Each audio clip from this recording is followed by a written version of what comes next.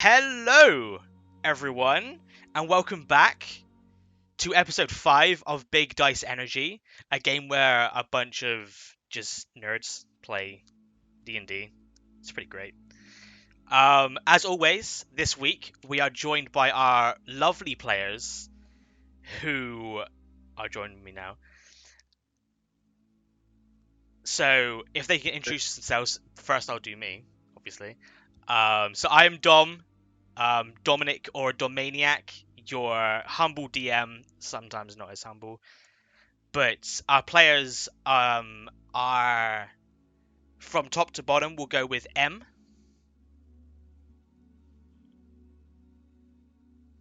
Ian. Randolph. Hi, I play Desmond. Hi. Lara. Hi, I play Lydia. Morgan. Hi, I'm Morgan. I play Lionette. Amanda. I'm Amanda. I play Hayana Leafsfall. And Misha. Yeah, I play Amanj Kiaki. Yeah, you do. So, as we do every single week, we have a couple of announcements. Nothing new this week, I don't believe. If I'm cutting out, let me know. But as per usual, every single week after the show has aired, directly afterwards, you can catch our show on video on demand on Twitch, just on our videos page on the on the Twitch channel directly after for free. You can also catch our show on Mondays. We haven't really got a specific time yet, but Mondays on YouTube. We also have an official website. If there's anything new to talk about there, Misha, take it away. The news is that you should go look at it. It's bigdiceenergy.com, and links to the videos will also be posted for your friends who need just one link that is easy to remember. If you want a quick link towards all of our social media, official social media for the show, and the website itself, ! BDE in chat for Big Dice Energy, and that will get you all of the links you need to find us. So, without further ado, and again, I'm going to ask every single week, unless there's someone with a special out of the blue announcement. Should we talk about your connection today? Yes, as every single week, my internet is being just sucky. So if the stream does go down, know that it'll only go down for around 5 minutes at the very most, and it'll be right back with the game. So It's a great time to take a pee break, too. it is very much a good time to take a pee break. That and also our scheduled pee break in the middle of the show. But other than that, I believe that's all we have to talk about this week, because there's some crazy shit that's gonna happen this week.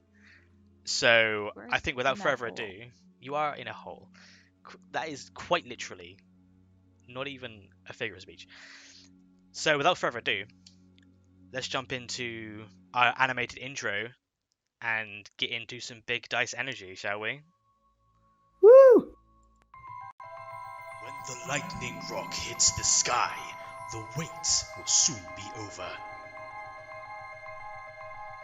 2 years after a bloody civil war, the tyrannical King Marcellus IV seems to have had a change of heart. Even as the people of Yagradal rebuild under his newly beneficent rule, the appearance of new and devilish foes means that heroes must rise up.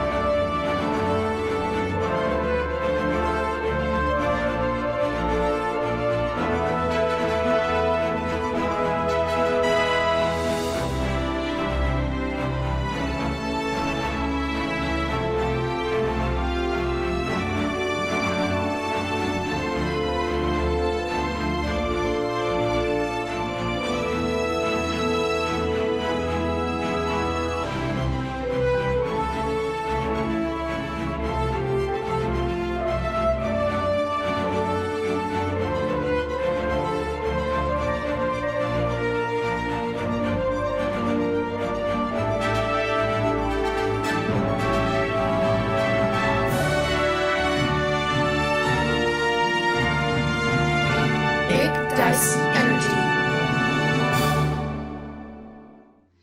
And we are back. Welcome. So, jumping directly into the game. That is some stellar art on there. Jumping directly into the game.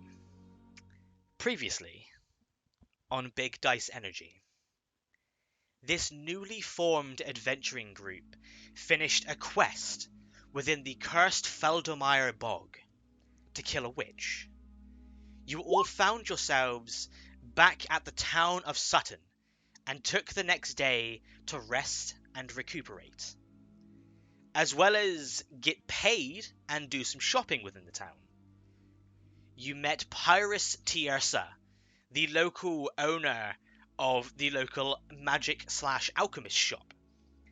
Re-met Jadine Ramora and met his wife Ina Yolandi, and then whilst waiting to be paid for this quest, met the mayor of the town, Bertolt Hayek, the easily angered, short-fused, short and stout man that runs the town. During this engagement, you watched a long-running deal go down between Bertolt and the local barbarian group known as the Unbringers, a group that occupy the base of the Un Mountain. And then you briefly spoke to Jadine about this issue. You also spoke to him about the Spires, an event that happened but around a month ago, where gigantic obsidian spires rose throughout Yagradal, and infernal creatures began to arise from them, with one such spire being here in Sutton. He explained to you all that they believed, as well as a group known as the Leechers being involved, a man named Roderick Durwood may have been the reason for the spires rising. After further questioning, you found that this man in question had a manor at the northeast side of town, and so you decided to investigate, finding the long since burned down and basically rubble abode that's apparently once housed the man in question. After some investigation, however, and a very smart use of detect magic, you found a floor latch attached to nothing. You decided to discuss what the importance of this latch might be, as Ian informed you all of its abjuration-based nature. You decided to attempt to pick the lock of the latch connected to nothing, and succeeded, finding a hole around 5 foot wide with around a 10 to 15 foot drop appearing nearby. You each individually dropped down and found there was a small tunnel able to fit each and every one of you but one by one that appears to be heading southwards. And so, you all decided to investigate further. And that is where we pick up this week. So, I don't remember specifically the running order, so if we could very quickly have a running order for each of you. Who is at the front, who is at the back? I believe wrote it Armand is down, at the actually. front. Oh, did you? Good. I wrote it down. So it says ALHED Lydia. Okay. I'm guessing that means Amand, Lionette, Hyana, Ian, Desmond, and then Lydia. That's what I remember too. Okay, good to know. So Amanj is at the front, Lydia's at the back. So, Mm-hmm. you guys begin your trek down this very tight circular tunnel that very quickly begins to descend even further down. You are now currently beneath the town of Sutton. It is pitch black after around a minute of walking, absolutely no light source in the tunnels. So We've got Amanda's hair and it's true. It doesn't necessarily light up the area, however. He doesn't have this radiating glow to him. But I believe everyone apart from Lionette has dark vision. Absolutely not. We are Do two the blind halflings. halflings do not have dark vision? Good to know. They don't. So half the pie do not see anything down here. You guys are essentially like holding on to each other, attempting Does to I Okay, got it. not I got fall. it. Before we do this, I want to be clear. If we're walking in darkness, Hyana will take out a torch and light it, Okay. but I'm hoping somebody has the light cantrip. I got You hand it it. to Desmond. You need your hands. I will firebolt down the hallway. Okay. Really? Wait, You just hear Wait, that and you're no. like, wait, really? Wait. And then you just watch as a bolt of fire just begins to coast down and then hits a wall around 20 feet in front of you, Amanj. You As could have hit me. Be careful. Yeah, and you could have hit like something flammable or explodey. Don't do that. I appreciate the optimism, but yeah, this is a closed space. Let's leave the magic to a minute. Yeah, if Okay. nobody has light, Fire. I'll I can light torches, but I can't do light, yeah. No, it's I fine. can see fine. Should I move to the front? Yes. No, because we need somebody who won't be blind to watch our backs. I would also like to just cast minor illusion if we're still under the hole to make it look like just a piece of wood or something is covering the hole, so people won't immediately find out where we went. okay, you can certainly do that. Before you guys made your way down there. How long does minor illusion last? Oh, 1 minute. Mm, Oops. Well, Cantrips. Plenty of time.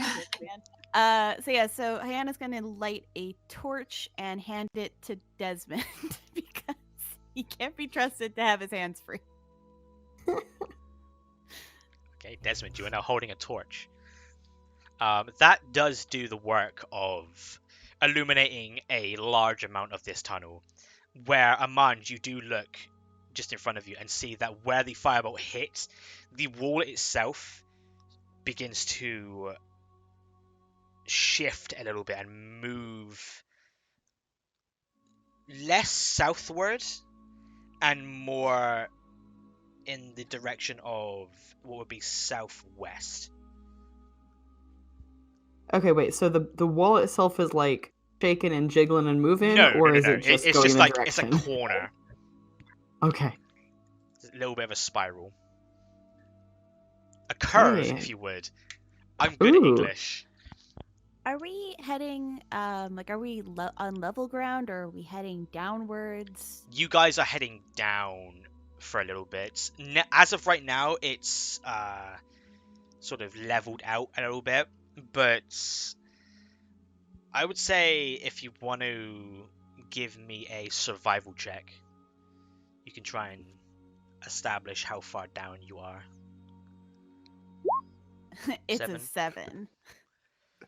You guys, you definitely realized that you were heading downwards at one point, like sloping a little bit, but you can't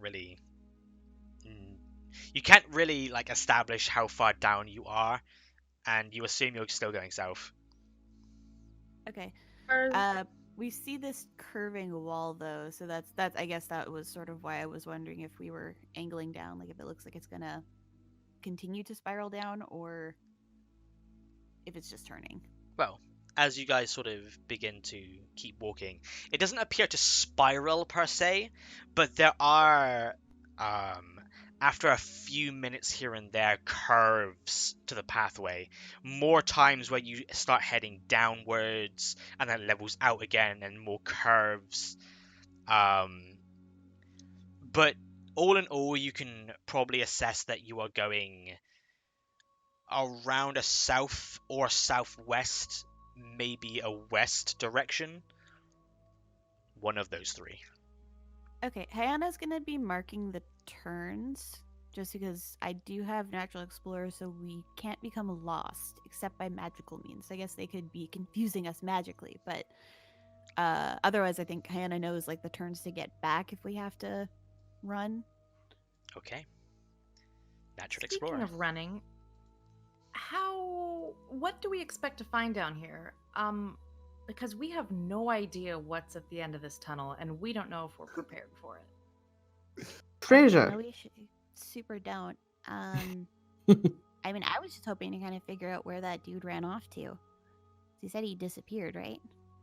He went off with the Lightbringers for that other adventure group. Supposedly. Because But- the best case scenario, we find knowledge. Worst case scenario, death. And when I weigh those pros and cons, I don't know about them. Okay, but that's true always. Like, you could always maybe die just sitting on your ass at the Black Flagon. All I right, mean, Amand has a point.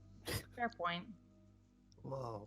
Pessimistic, but all right. It's not pessimistic, it's realist. That's heavy. Thing. I'm a very peppy person. Personally, I hope that it's a tunnel that goes into the bottom of the earth because I've always wanted the center of the earth because I've always wanted to see the center of the earth. But I think that's probably not likely. There is no center. It's just a flat. Really? Yeah. I read a Oh. Well, let's not get in that conversation. Desmond's Flarifer. How long have we been walking? At this point, around 4 straight minutes. Okay.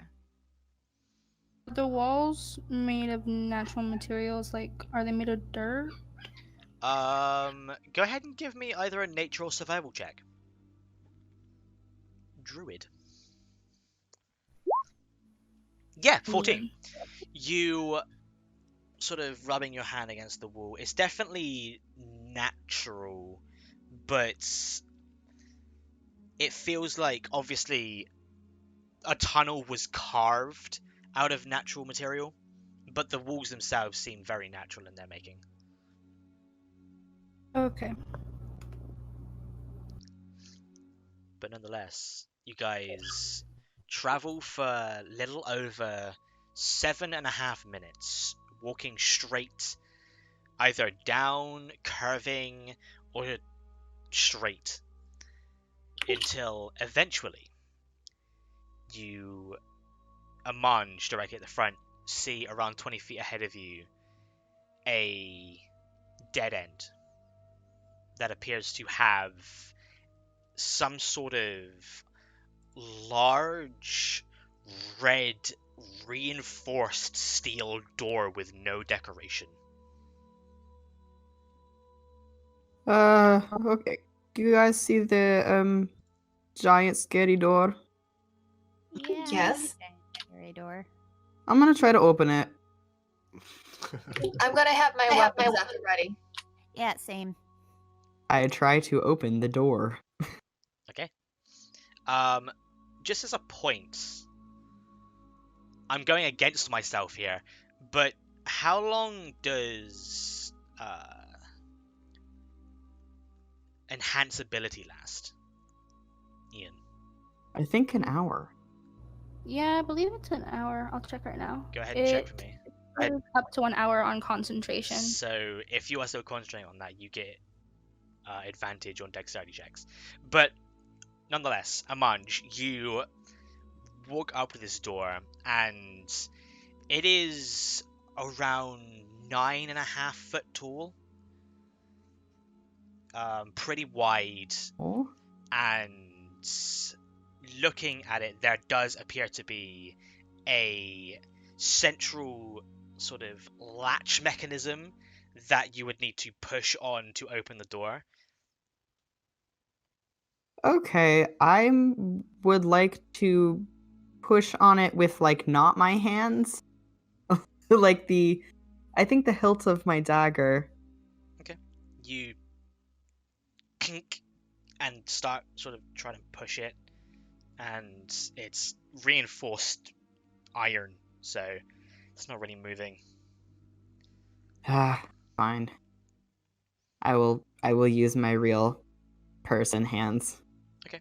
You begin to push it, and you hear a kunk, and it seems to be locked.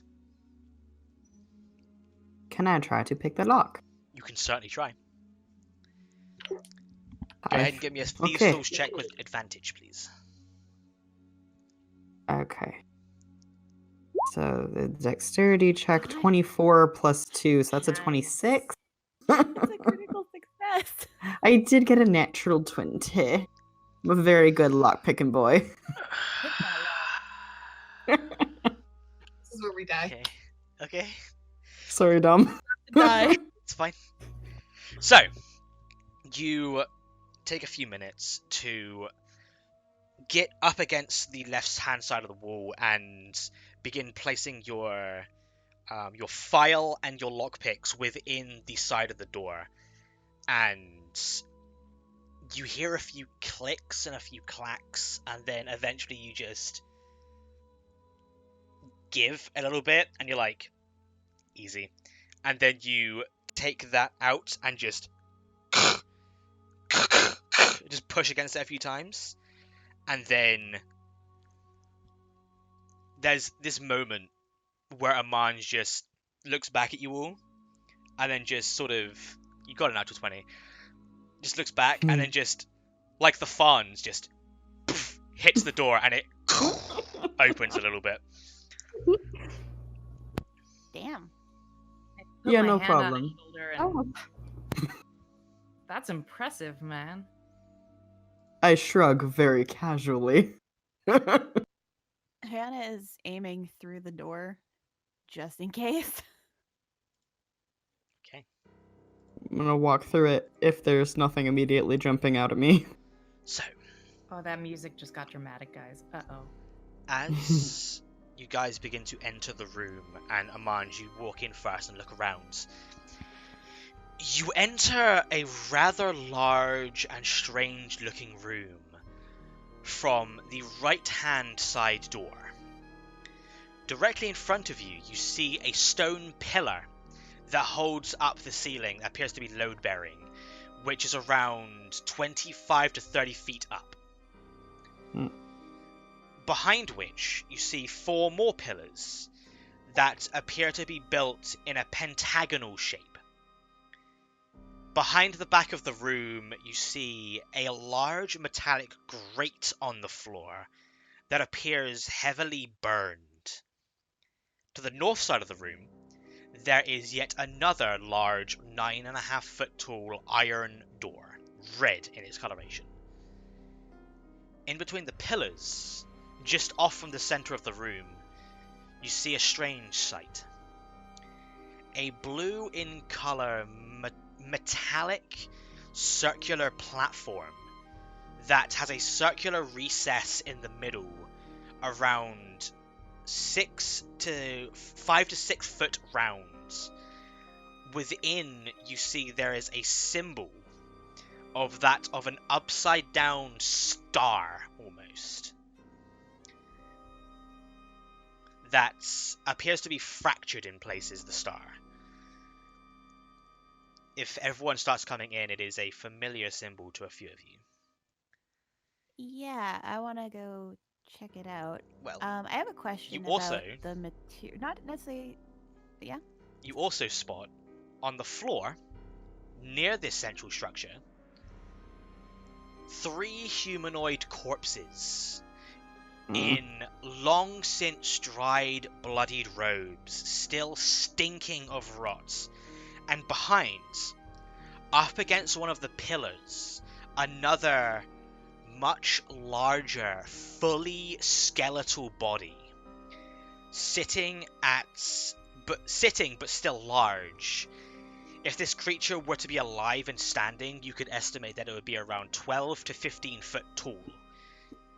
You see that it has rows of sharp, fang-like teeth within its skull, long outstretched arms and extremely sharp finger bones, horns outstretching from the top of its skull that curve and spiral around, and the most crazy parts, these large skeletal wings stretching from its back with tips that are limp on the ground.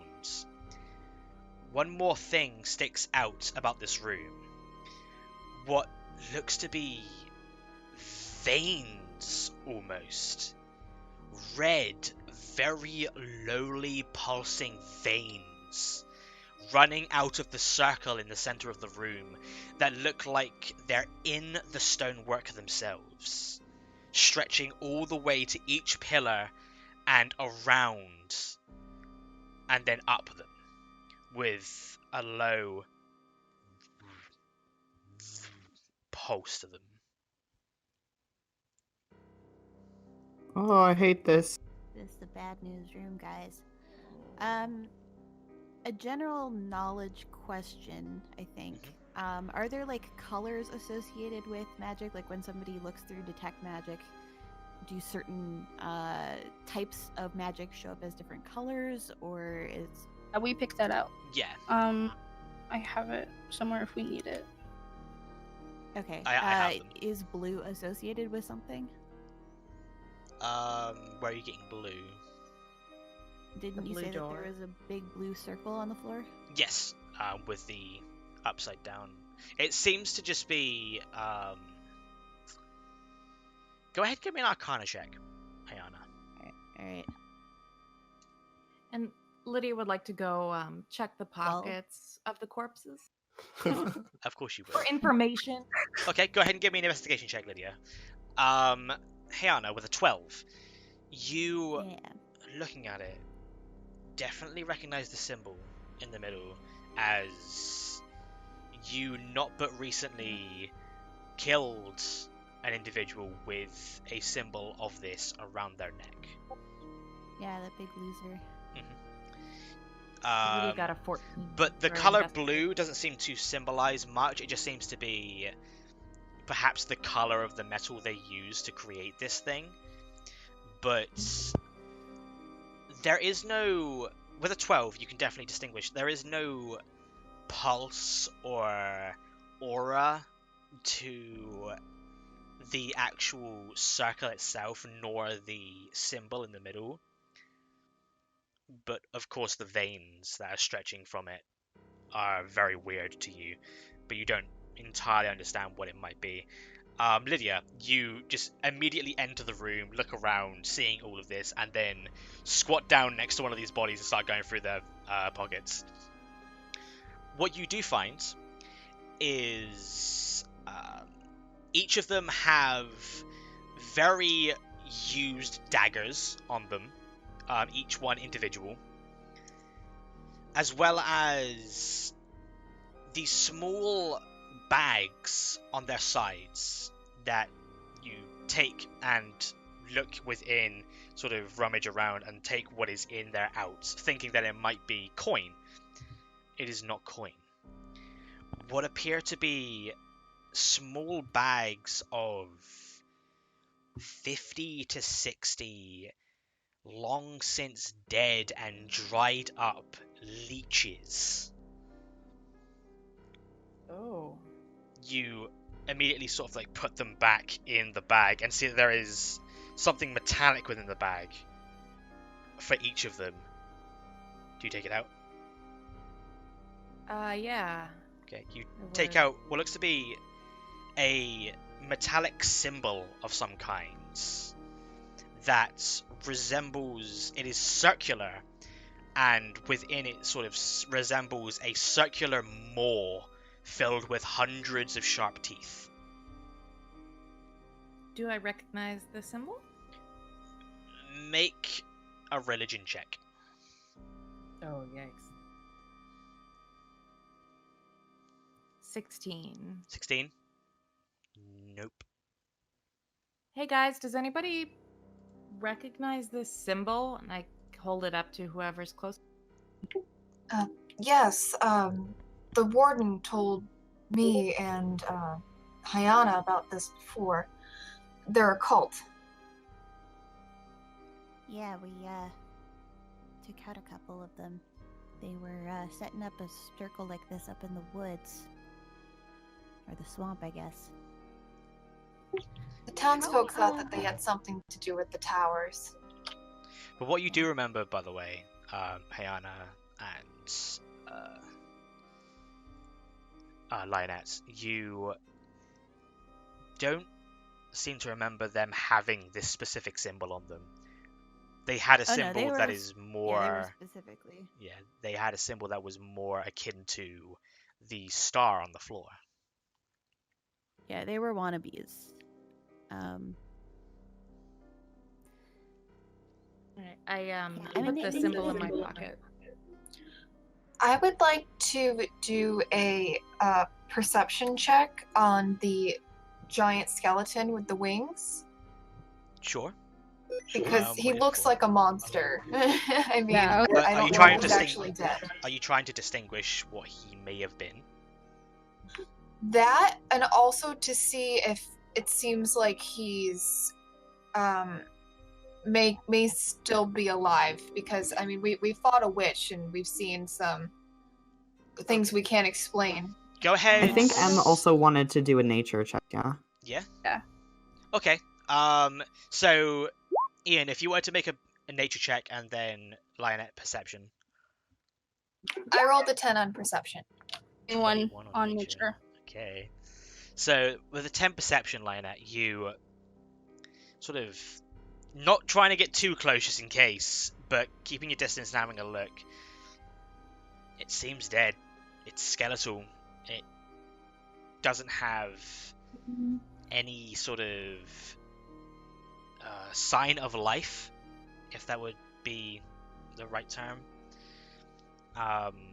Ian, with a 21 on nature. Looking at can you make her actually walk up to the creature and like touch it? Oh, I'm going to have my sword drawn if she's getting that close. Okay. So, Ian, you walk up to the creature and begin touching the bones and having a look and investigating. There is nothing on this creature, nothing to take, but looking at it, and really looking at it, you feel like you have some sort of kinship almost with it. It's definitely infernal in nature. Mm-hmm.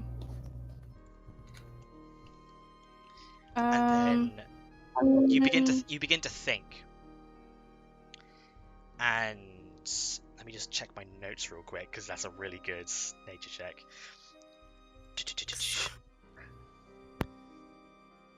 You 4. hang on 1 second. Hey guys, I'm getting really bored of watching the whole... Holy shit, is that a dragon? No. What the fuck is this room? It's a room for punishing drunk people. Oh fuck. Does anybody have any history with cults? Desmond, just don't touch anything that's glowing. Yeah, don't touch the glowy things. So question about the skeleton. Mm-hmm. You said it's like completely skeletal. Like, what is holding the bones together? Apart from just its natural physiology, nothing. It's just a full skeleton. Okay, but like the connective tissue between bones doesn't hold up. Necessarily last super long. Mm-hmm. So, does it look like recently desiccated, or does it look like it's been a skeleton for a while? Go ahead and give me a medicine check. But coming back to Ian, it's an 8. This is...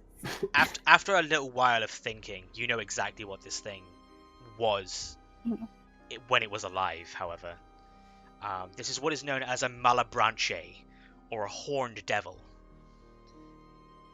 They are very strong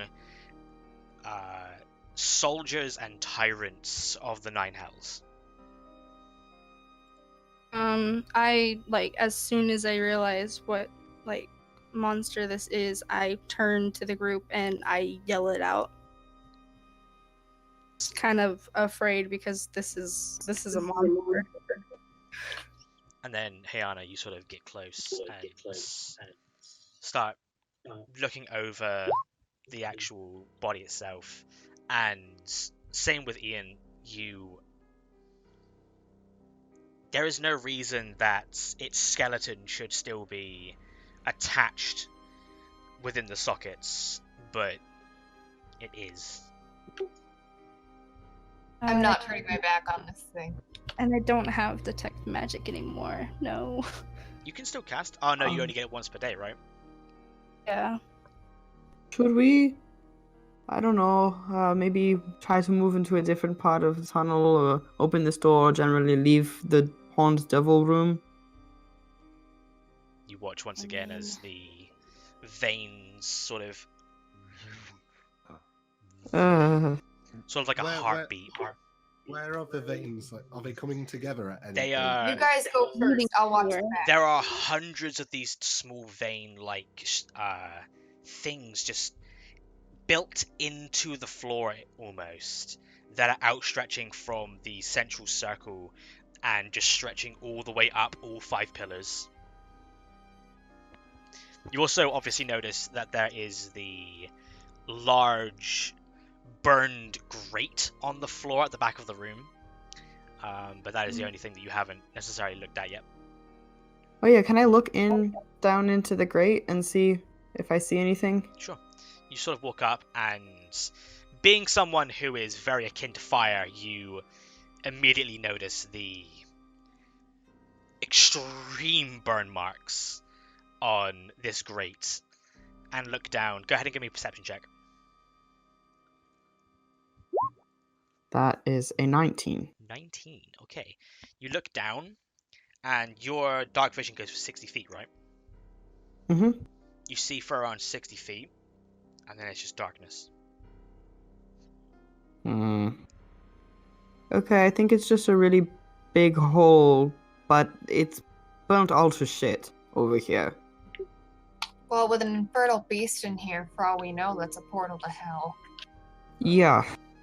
Or was someone... Whoa. Could I feel... sorry. Oh no, I just got a lot of feedback. Sorry, go ahead. Since I am obviously infernal, would I be able to feel anything if I went near it, like doing a perception check? For the grate? Yeah. You can give me a perception check. Sure. 8. No. Can I tell whether the fire was coming up or was going down? With a 19, you can definitely tell that the fire was coming from this grate downwards, up, all the way going up. With the fact that we can't get lost and I know my way back to where we started, can I determine sort of where in town we would probably be? This will be another survival check. Alright. 21. Baby. Okay. Yeah. Just thinking back and recounting all of the steps you made, the twists and turns to it, it definitely tried to trick your navigation skills. But thinking about it and taking a second, where you would be right now if you were on the surface is the exact center of town. Oh no. Where the 5x5 square is, where the pillar rose, the crossroads. We're at the crossroads. At this point, you, just looking around, each individually doing your own thing, begin to hear what sounds like whispers. Just this cacophony of...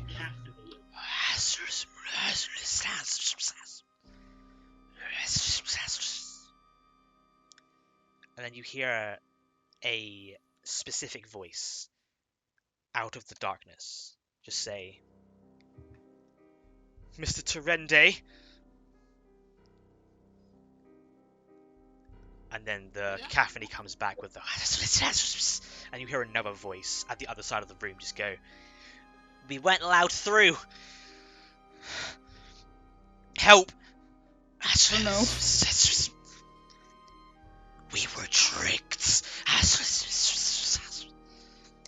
It wasn't our fault. And then in the middle of the room, just between two of the pillars,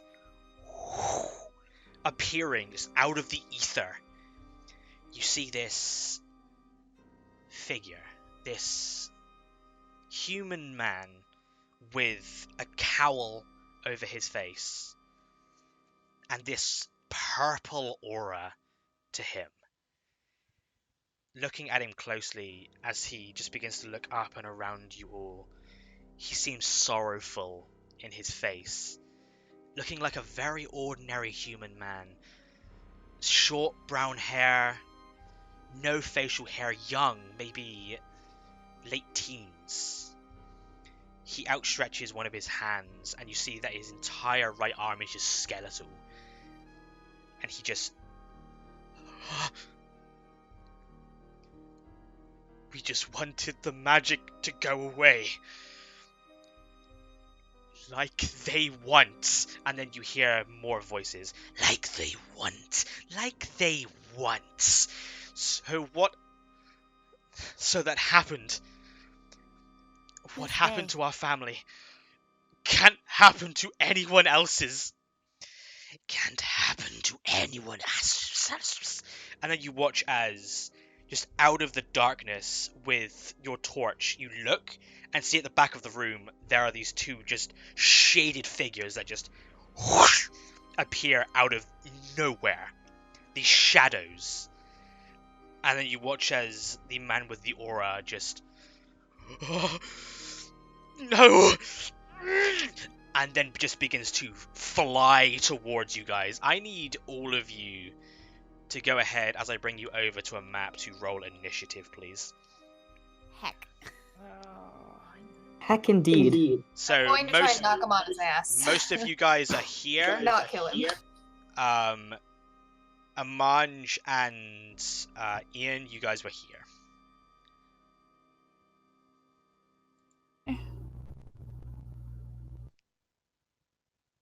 I'm still standing in front of the big beastie. Yeah, I was gonna say, where was the big... The big beast the is big one? here on this pillar. Is he like facing in towards the circle, or is he on the outside? He's facing in towards the circle, yeah. Why has that happened? Remember that you need to drag and drop your character sheets onto the map. So Amanj, you would be over here. Ian, you would be here. Let's bring this up.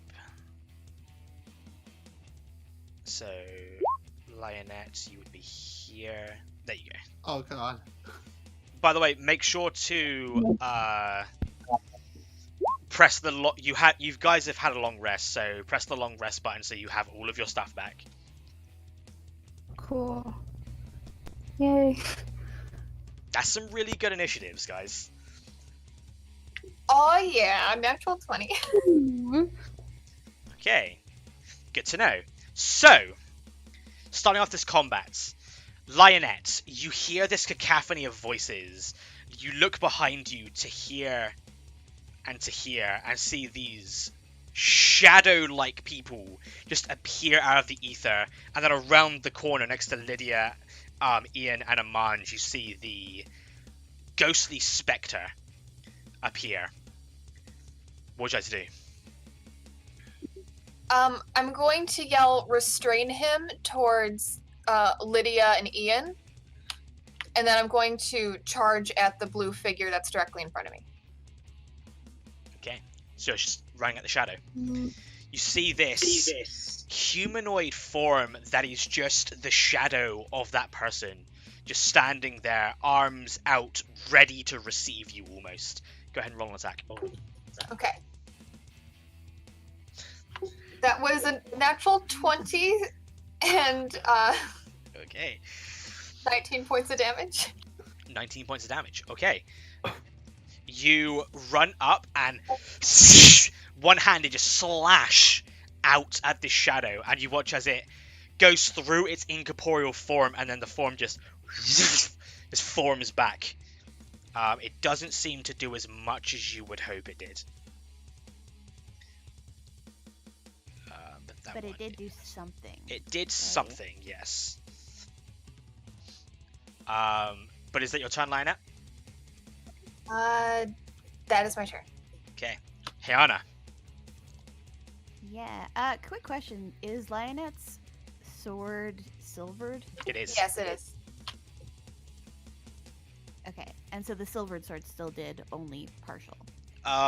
If you were looking over in that direction, you could ascertain that her strike did not hit true.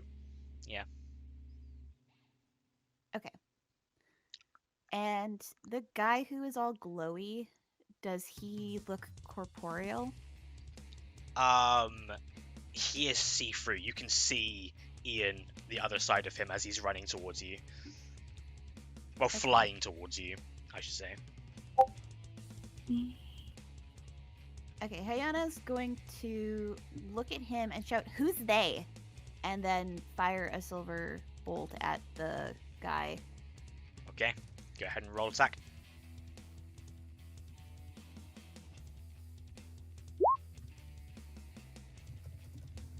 Yeah, you get advantage on this attack, so 19. 19 definitely hits.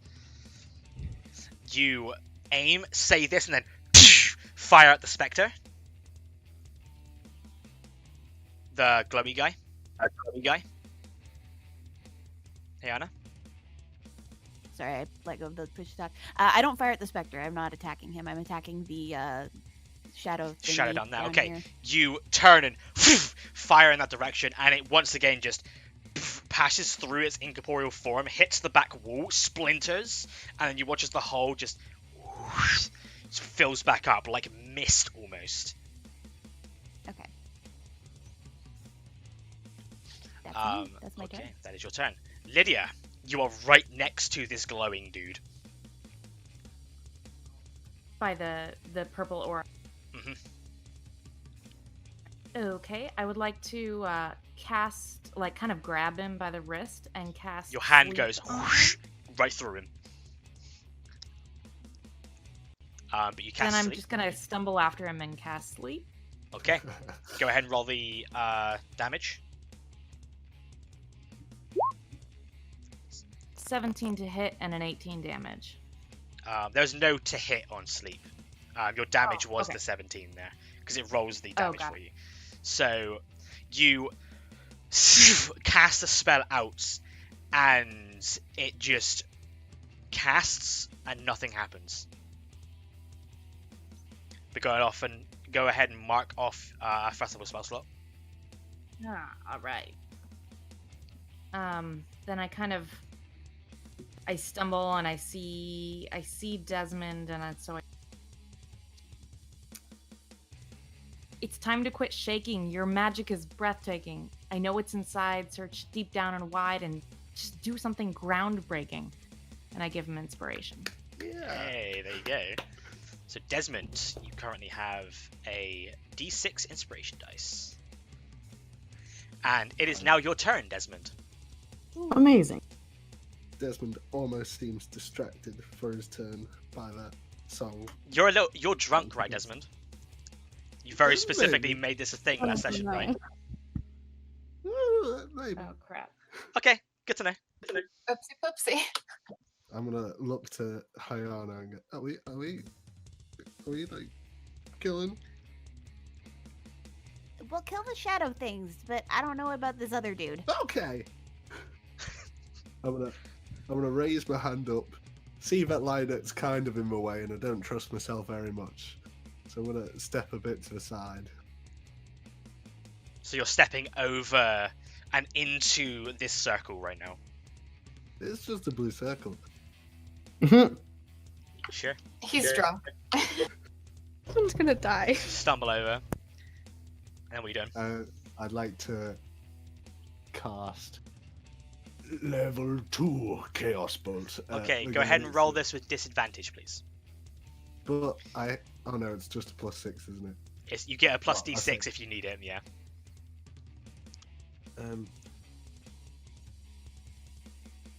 Sorry, I'm trying to each target. Okay.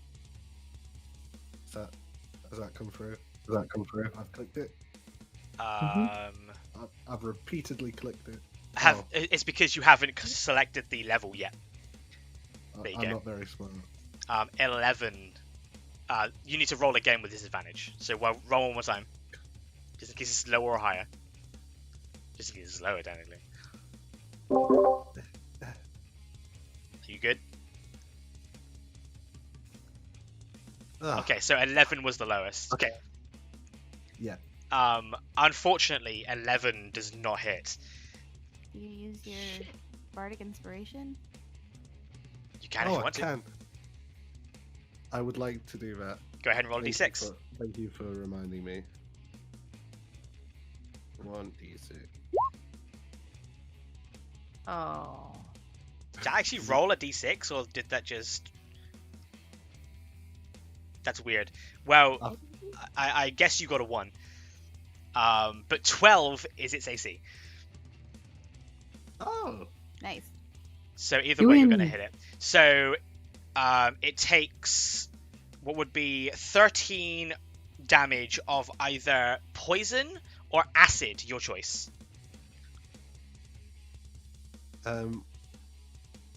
Would it? Why is it poison? Would it not be psychic or lightning? It's 6 or 1. Oh. Yeah. I can't use my brain. It's the first 2 rows, so it's 6 or 1. I'm method acting being drunk. Okay. No worries. Very method. I'd like to acid damage. Acid. Okay. You fire this bolt of acidic energy towards the creature, and it just passes through it, no effect. It did nothing to this creature. Appears to be immune to such a damage type. Oh. And then you rolled a d20. I got a 12. So nothing happens. It's fine. I was just trying to fuck with you. As a bonus action, I'd like to put my hands up and then dramatically throw them down and go, bollocks. That's a whole bonus action. Good job. Fantastic. Yeah. Good job. But you did use your inspiration, so let's take that off of you. Okay, good to know. It is now the Shadow's turns. After firing the Good job. bolts of energy, Desmond, and it filling up the room with a little bit of lights, both shadows look directly at you, and then you hear both of them simultaneously just say, "Arcane." This one at the bottom is going to just float towards you. The one next to you, Lionette, is going to use its Become Shadow technique, and you watch as it just disappears in front of you. So that doesn't count as it trying to disengage, then? There is no attack of opportunity on a teleportation. And so you have a 30-foot around you, Desmond, right? Of the torchlight. What? Are you still holding the torch? Yeah. Yeah. Okay, so there will be a shadow over here. So the shadow appears over here and comes around this corner going 5, 10, 15 and flies towards you. And they are both going to attempt to attack you. They are both going to attempt to drain your strength. Oh no. Rude. There's not much of that. There's not much of that. Oh, no. So the first attack against you, Desmond, is a natural 20. Oh, yeah. Doesn't hit. Um, so that is 17 points of necrotic damage. Jesus! Ah! As it just passes through you, and you immediately just feel your inside just begin to burn and shrivel almost. And then I need to roll a d4. Oh my god. Yes. Your Bollocks! your strength, your total strength, is taken down by 2. As you just feel your body slowly begin to weaken. Was that 3? Sorry. 2. 2. So it passes through you and ends up here. And then this one passes through you and ends up here, attacking you a second time. That is a 19 to hit. Oh my god. That No. hits you, right? But because I'm on the circle, it means... You take 5 come points of back. necrotic damage, Ugh. and I believe you are unconscious. Oh, yeah. No. Your strength also goes down by 4. Oh, That is 6 in total. So you guys Work. watch as these shadows just pass through Desmond's entire form, and you watch as Desmond's skin withers and cracks around him, and he just hits the ground unconscious. Eep. That is their turn, however. Amanj, you are up. Is the door or the other door close to the left or to the right? Where's the door? You can actually see it here, Sorry, where? at the top of the map. Hey, I see. Okay, That and is that's the north 1, door. 2, 3, 4, 5. Okay, it's too much for me to run to regularly, but I'm going to use Step of the Wind to bop over there Okay. and As use my you action to run, try. The spectre flying towards Hayana, being attacked by Lydia, stopping for a second, then watching you run past, is going to swipe at you with its whole arm Rude. as an attack opportunity. That is an 18 to hit. Yeah, that'll hit. Okay, that is 10 points of necrotic damage. Okay. And then I need you to go ahead and give me a Constitution saving throw, please. Okay. Right on the money. That's a 10. You watch as it hits you, and you actually watch as you run past as some sort of light from your actual shoulder that it reached for and slashed at begins to come out of your body and into it, and you just manage to jump out of the way just in time and then keep moving, and it re-enters you once more. Okay. I don't love that, but I'm going to use my action to try to open this other door. Okay, you walk up and it is locked. Yeah, I assumed. Can I pick it? You can certainly try. Okay. And what is it? I get advantage because of the thing. Do you still have... Yes, you would still have concentration up, so yeah. You have advantage on this. Yeah. Okay. And that's actually 23 because of the plus. 23, yeah. You kneel down and begin picking the locked door, and eventually it you hear a clink, and it opens, and it begins to open slowly. I need you to give me a dexterity saving throw, please. Mm-hmm. That's an 8. That's an 8. You guys, okay. Okay, you watch as the door opens, and through the actual cracks of the door in the sides, you watch as this small amount of green mist just fires towards you, and also into the other side. I need, so you've given me, so you take 9 points of poison damage. The door was a bad idea, guys. And now there is this creeping mist around that door. Retreat. Is that your turn? Yeah. Okay. Wait, well, yeah, okay. Wait, you're not closing it? Oh, can I close it? That would be another. That would be on your next turn. Yeah. So, up next is Ian. You sort of turn around, see this spectre in front of you, and you watch as Desmond, in the middle of the group, just falls unconscious, withering. And then you watch as Amanj gets blasted with poison. A lot of shit's happening. What are you doing? For her movement, she's going to run towards Desmond. Okay. No. The spectre has already taken attack opportunity, so you just run past and it does nothing. Yeah. And I am going to use a healer's You would kit only be able to as heal. my main weapon. Okay. So you're going to attempt to stabilize him, yeah? Yeah. Okay, go ahead and give me a medicine check. 1 + 5. 14. 14 is fine. You slide next to Desmond's and take your healer's kit out, place it on the ground, and begin just closing some wounds and putting his head up and making sure that he doesn't choke on his own tongue.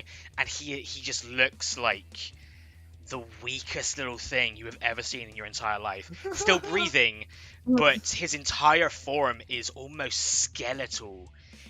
Like his skin is sticking to his bones right now, and he is not in good shape. But he is stabilized. Okay. And as a bonus action, I'm going to use Balm of the Summer Court to cast on Amanj. Okay. So you Thank look you. up and see Amanj begin to get poison all over him, and you point up and watch as these small spores fly towards Amanj and engulf his body. Go ahead and give me a d6.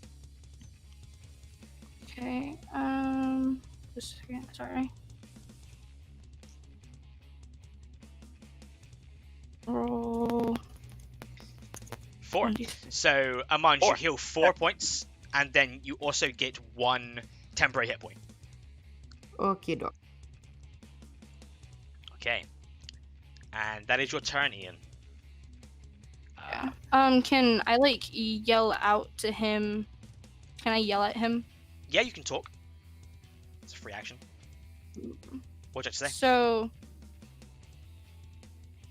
Oh, I had it in my mind. I don't remember. I'm just gonna tell Desmond he's okay. Just comfort kind of thing. Okay. You feel like you're not necessarily getting through to him right now. Yeah, I'm very unconscious still. Super unconscious. Let's be clear. He's Yeah. unconscious.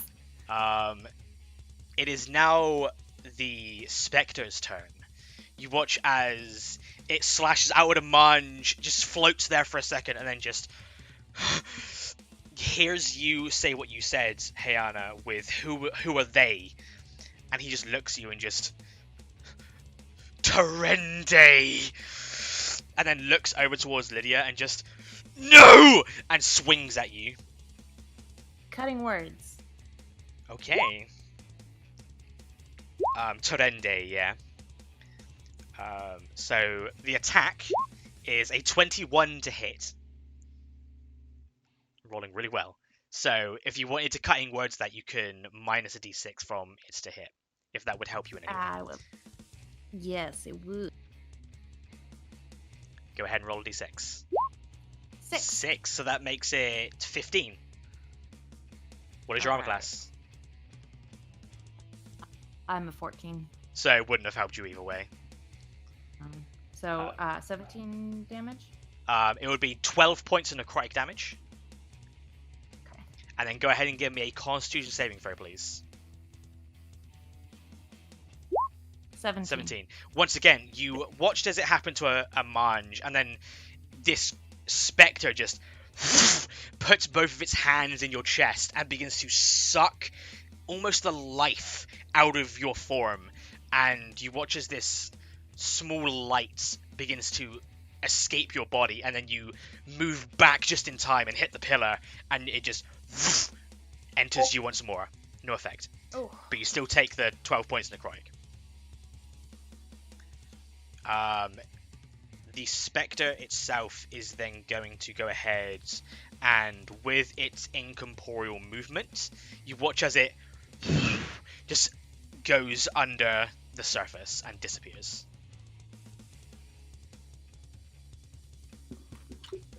It's All right. fled. It's fled. We win. I'll put it there for now. But that is the spectre's turn. Lydia, you do get an attack of opportunity on it as it leaves your space. Yeah. I'm just gonna try to attack it with my rapier then. Okay, so you unsheath your rapier and slash.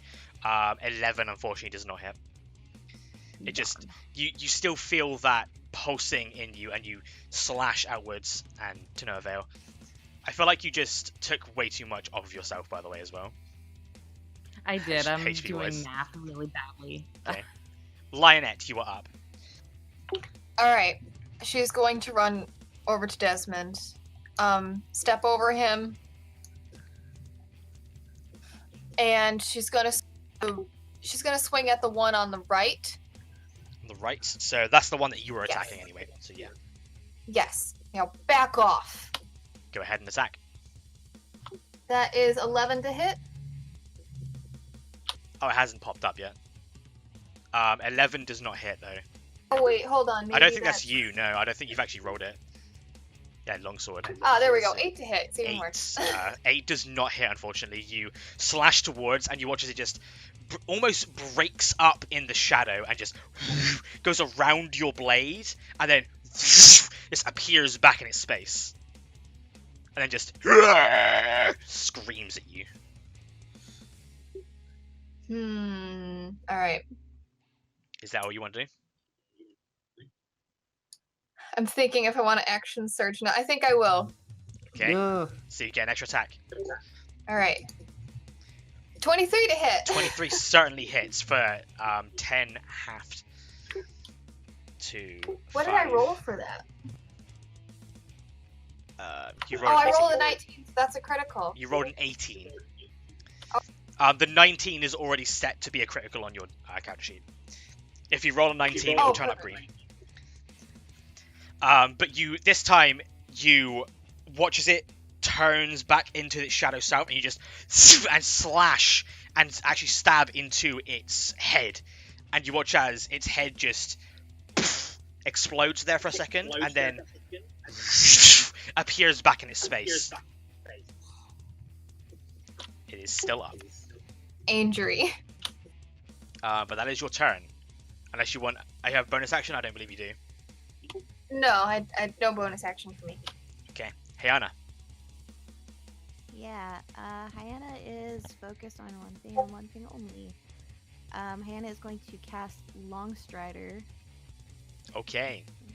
No, actually, I'm not gonna. Sorry. Okay. I was gonna, but I think I'll save it. Okay. I keep letting go of the button. Hyena's gonna run down here and just fully Okay, so pick up you Dez. could go around, so it's fine. Yeah. So I'm gonna fully pick up Dez Okay. and put it sling it over my shoulder like a sack of potatoes. Okay, go ahead and give me a strength check. All right. It's 10. a 10. 10 is what you needed. So as you just Thank goodness. grab him and put him over your shoulder, and he's much lighter than normal. But Yeah, currently I you kinda figured that. you have him on your back. Okay, and then I've got 15 feet of movement still. So you are at So, half movement right now because you are carrying a person. Oh, that's fair. Okay, I would like to dash with my turn. Okay. So that would take me up to, I guess I would have 32? Well, no, I'm half, sorry. Yeah, 30-ish. It's very hard when the thing is 25. You normally go down when it's movement and halved. Okay, so then I'm at 5, and then half would be 10. So I've got 15 feet, basically, if I basically. dash. Okay, I would like to take...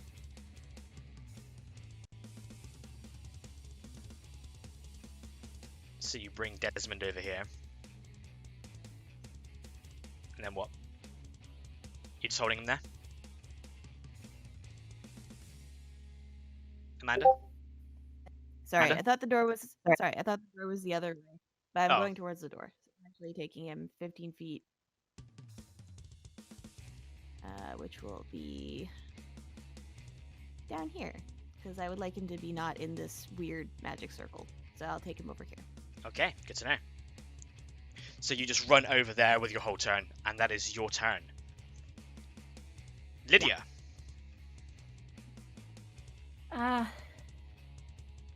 Does it count as a bonus action if I yell to Amanj? Are you okay? Talking is essentially a free action. So it wouldn't be any action to talk, no. Do you need the heals, Amanj? I'm medium. I'm medium. Okay. A universal okay sign. And then I cast Dissonant Whispers on the that shirk that got me. Which one? He's still over by me, right? The shadow? The Spectre. Yes. The Spectre went underground. Oh, Disappeared. that's right.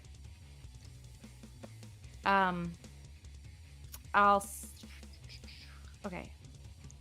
My apologies. Then I'm still gonna walk over to Amanj and heal him. Hey, are you okay, buddy? The door is poisoned, I think. Oh, good out of the box thinking. Yeah, you see this sort of green mist currently slowly engulfing the door. I touch him and he gets 6 hit points. Thank you. Okay, so you heal 6 hit points. That is your action. Any bonus action? Yeah, I'm gonna give him. I'm gonna like pat him on the back when I heal him, and give him inspiration and say, "I know now. I know you're not one to brag, but now isn't the time to lag. You've got fight in your heart. Don't stop once you start. I know you can beat this old hag." I wrote that one when we were fighting the witch. I give her a thumbs up. Mind you also now have a D6 inspiration dice. Okay, that is your turn, correct? That's it. Okay. Desmond, you are currently fine. You're unconscious. You're having a nice dream. It's weird. But that's your entire turn. The shadows now. Seeing Lionette there and not wanting to go past, they are both going to turn towards you, Lionette, and just attempt to pass through you. So the first attack against you, Lionette, is a 9 to hit. Does not hit. And the next one is an 18 to hit. That is exactly my armor class. I finally hit Lionette. I shouldn't be happy about that, but I am. With a physical attack. With a physical attack. So you take 6 points necrotic damage. Okay. And your strength score reduces by 3. My strength score, so that makes me a 13, I believe. 13? Okay. So that takes your to hits and damage down by 1, just as a point, because you are strength based. Also, what is the strength needed for your armor right now? That's a good question. I don't know off the top of my head, but I probably meet it. Maybe? I don't know. Let me look it up. What do you wear? Chainmail, I believe. Chainmail and shield. I think it's 13. Perfect. So I'm like on a +1. It can't be that bad. But I am going to check. Because Roll20 has all of this stuff ready for us. So... Awesome. Roll20's great. You love Roll20. Chainmail is... Chainmail is 13, so you are just on the money to still be wearing your armor. Just so you And know, I'll just math if- my to hit so I don't have to edit everything. yeah, it's fine. So if your strength now goes down by 1 more, your speed is reduced by 10. Awesome. So we'll get to that when it comes to it. But that is the Shadow's turns. Amanj, you are up. Okay, I would like to close the door.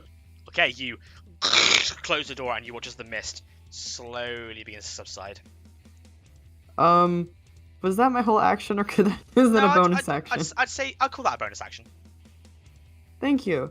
Okay, and then I would like to throw some fire at a specter. Does one of them look more hurt than the other?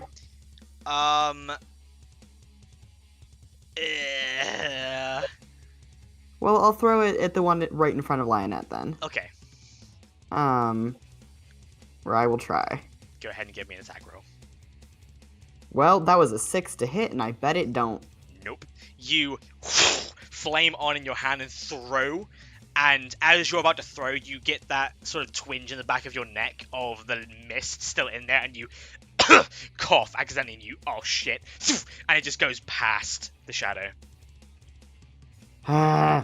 Does that count as an unarmed strike because it's my hands, or no? It's a ranged weapon attack.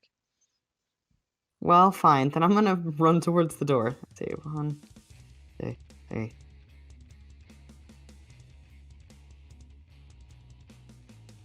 Oh, 8. Cool. Good to know. Ian, you're up.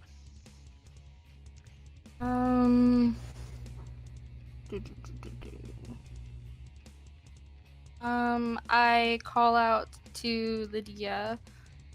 Do you need healing? Okay for now, thanks. Where is the specter? There is the specter. I'm going to... Oops, wrong one.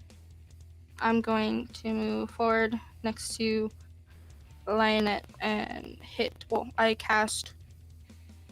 I always say that wrong. But I'm Shillelagh? going to cast it on... Shillelagh? Yeah, I'm going to cast it on her sickle. Okay. And swing it. The... Go ahead and roll an attack. Which one are you Did attacking? hit. The one in front of you or the one in front of Lionette? I'm in front of Lionette. The one in front of Lionette? Okay, good to know. You swing out, and this time as you swing and hit, you feel like you actually hit meat and bone, and you and cleave. And you watch as it just actually gets hurt by this attack. Oh, that's good to know. That's a bonus act. Oh no, you use Shillelagh. So that is your turn. Yeah. Yep. Okay. It is now the Spectre's turn. With its movement flying underground. Amanj. You begin running towards the door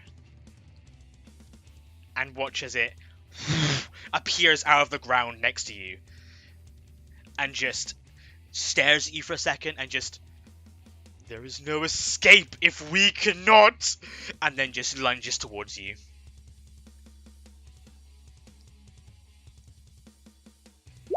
That is a 21 to hit. Oh no, actually, that's not gonna. So I believe that does hit.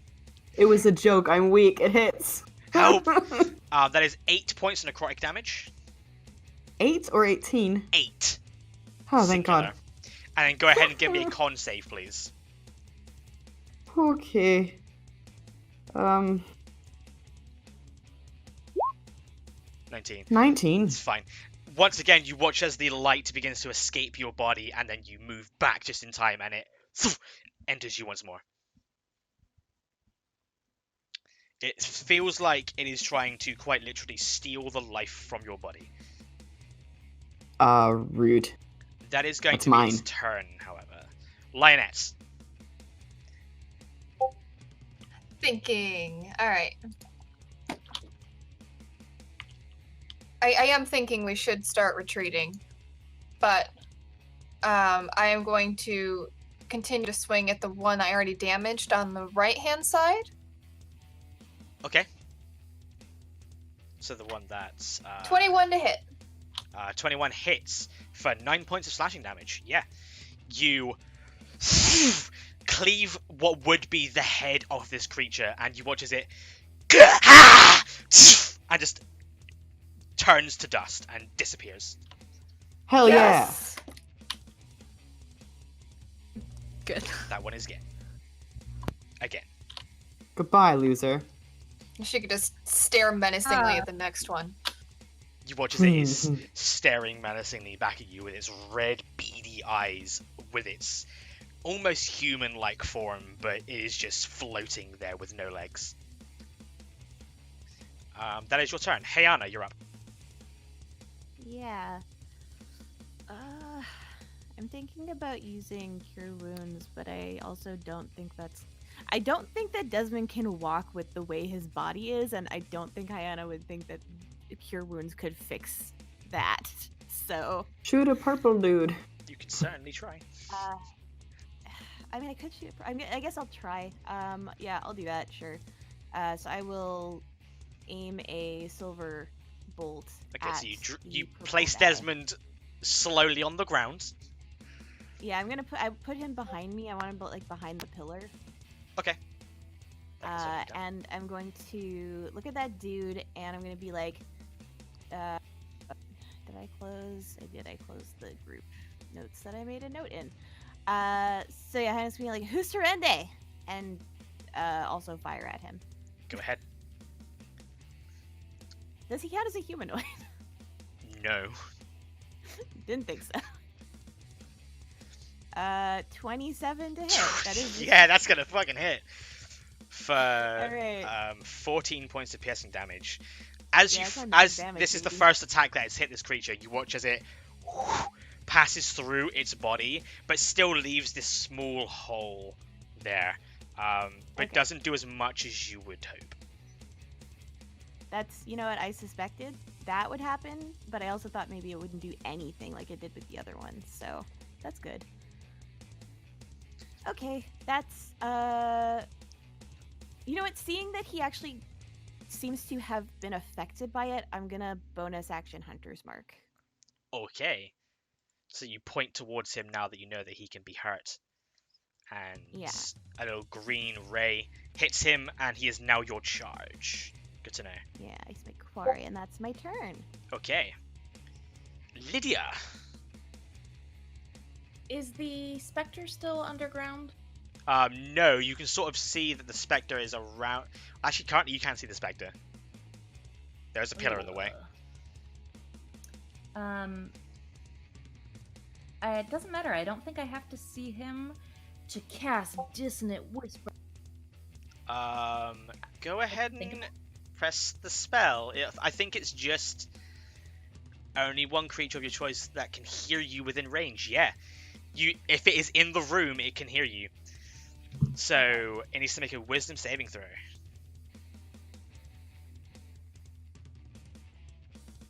That is a 10. No.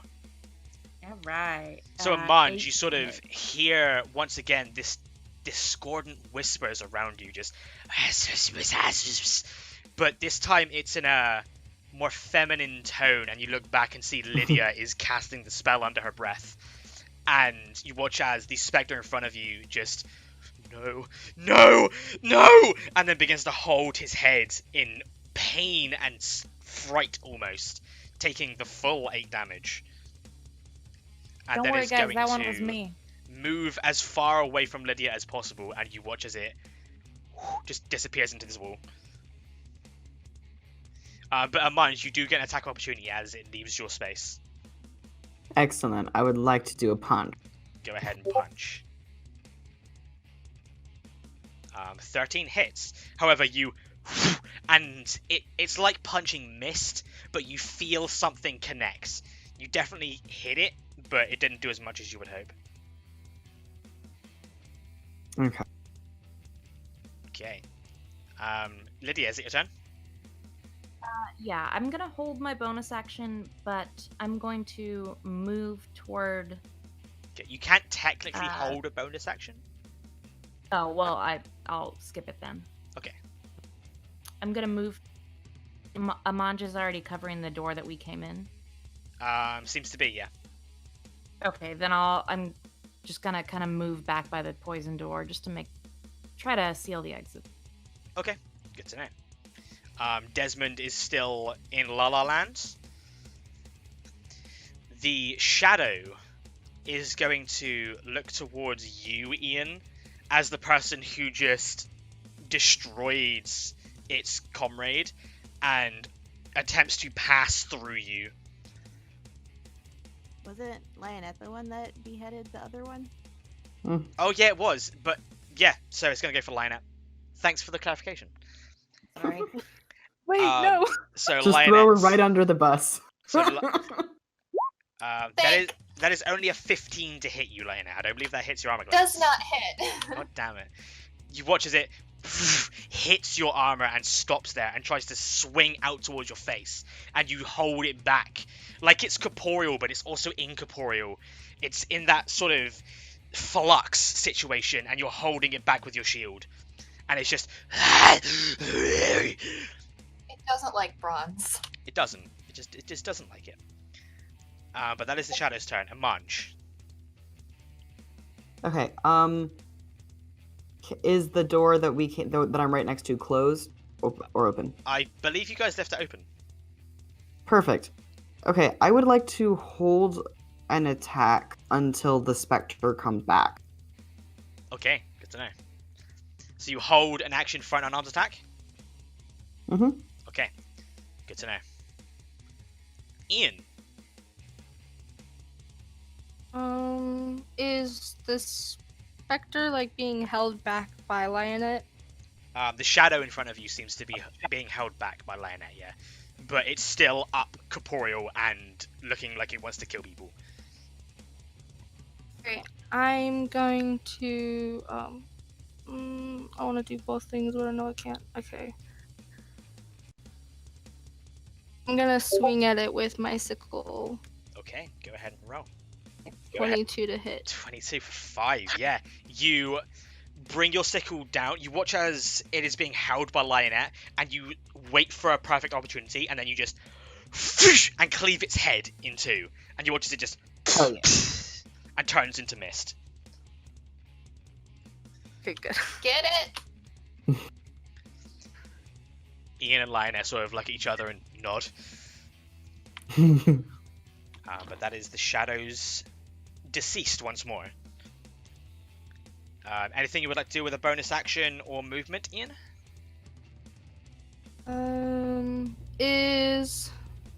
I don't think a berry is a bonus action. You have your heal. You have.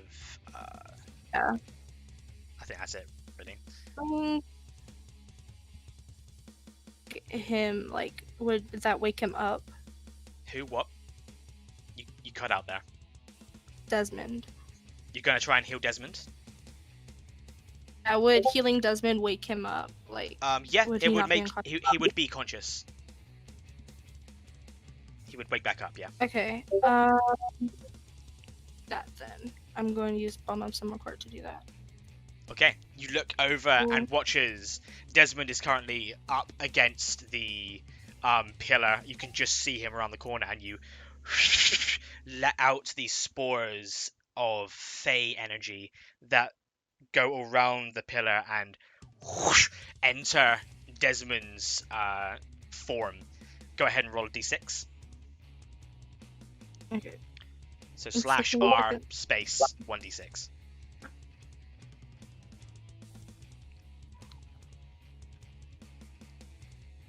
So 1. Oh. So Desmond, you wake up at 1 hit point and you get 1 temporary hit point as you just look around and you are just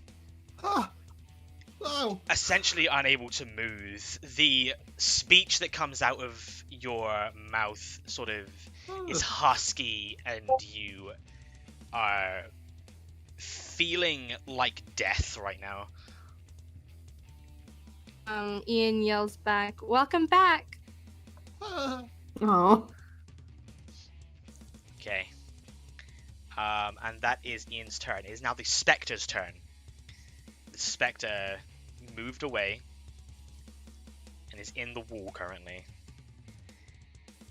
It is going to emerge from this side of the wall next to you, Hayana. Boo. And you just watch as it just emerges and just, please no! And then just rakes out towards you. When he says that, does it seem like he's talking to me, or does it seem like he's talking to something else?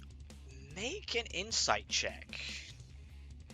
Also, do I get my attack because You are pop currently not up. within It's 5 a feet 5. of him. no, but I have range attack. You were holding a unarmed strike, though.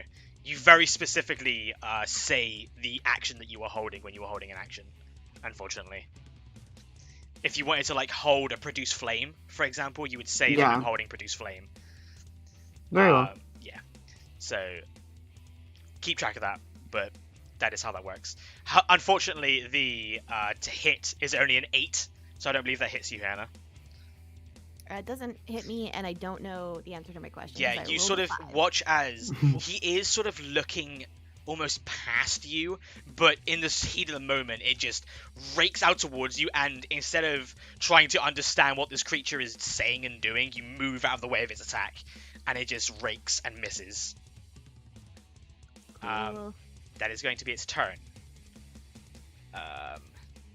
Yeah, use all its movement to come out and try and attack you. So, Lionette. Alright. Let's see here. Well, I think, yeah, just gonna charge and swing, I suppose. Okay, so you run up towards it. Go ahead and make an attack. That is 11 to hit. 11. Unfortunately, as you swing out towards it, its entire form just disappears. And you hit nothing, and then it appears once again in its space. Alright, that's my turn. Okay. Hayana, it is currently right up in your face. It is right up in my face. Before I do anything to attack this boy, can I... So I did notice that he's looking past me. If I, like, follow his gaze, can I do an insight with advantage? Not with advantage. I would give you an extra insight. Okay. This would be Well, your this is bonus at action, my- though. Oh, it would be my bonus action. Okay, Yes. Cool.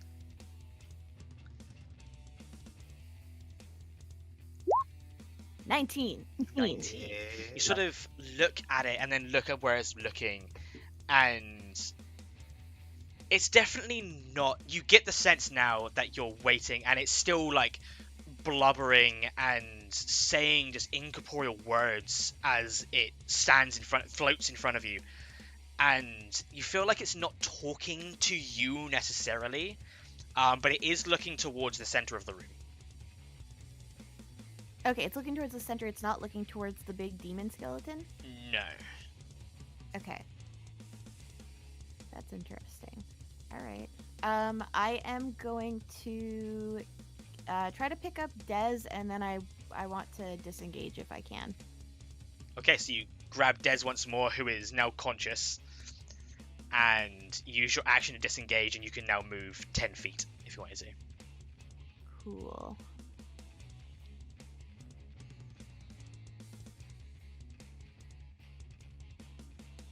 I'll hop up there past... I'll run between Lionette's legs with Dez. Oh my god, everyone's getting murdered. Okay, so... So yeah, I have him, and that's what I'll do. Yeah, Okay. that's my turn. Lydia. I am going to hold my ground by the door and cast since it seemed to work last time, second level dissonant whisper. Okay. Go ahead and roll it. Okay. That's good damage. He needs to make a wisdom saving throw. Hell yeah. That is a 12. I don't believe that makes it. No. Okay. 14 DC. So 15 points of psychic damage. Yeah. Lydia, how would you like to do this? Ooh. Get it? I did not write a rhyme, but I'm just saying scathing words. Do you miss your legs? I'd like his head to explode. No, he doesn't have a head. What I'll say to Desmond later. I don't know. Dealer's choice, because I've never seen a shadow die before. Okay. You just begin to speak these guttural words under your breath, and there is this hint out of your mouth of pure shadow and shade coming out. And you look off into the distance and see this creature, make eye contact with it, and it just looks up. And then Lionette, and probably Hiana as well, being as you're right next to it, you watch as it just goes, "We're not allowed through. Terende, no!" And he just begins to scream in agony as he begins to quite literally claw into his own head. And then you watch as he just, "No!" and just turns to mist. You're welcome. So, with that, you will stop for a second. The whispering that has been happening this entire time, this begins to die down very quickly.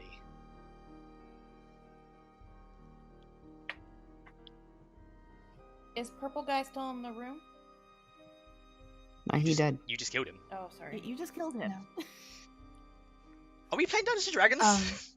Yes, I'm sorry. I had a window guy here. Not important. You sort of... Well, You say that, Lydia. You say, "Oh shit," and then everyone looks around. Amanj, go ahead and give me a dexterity saving throw, please. Oh, why? Okay. Just cuz. Well, I got a 20. 20. 20. Okay, I'm gonna roll for someone to I see knew if. we shouldn't have been down here. Ugh.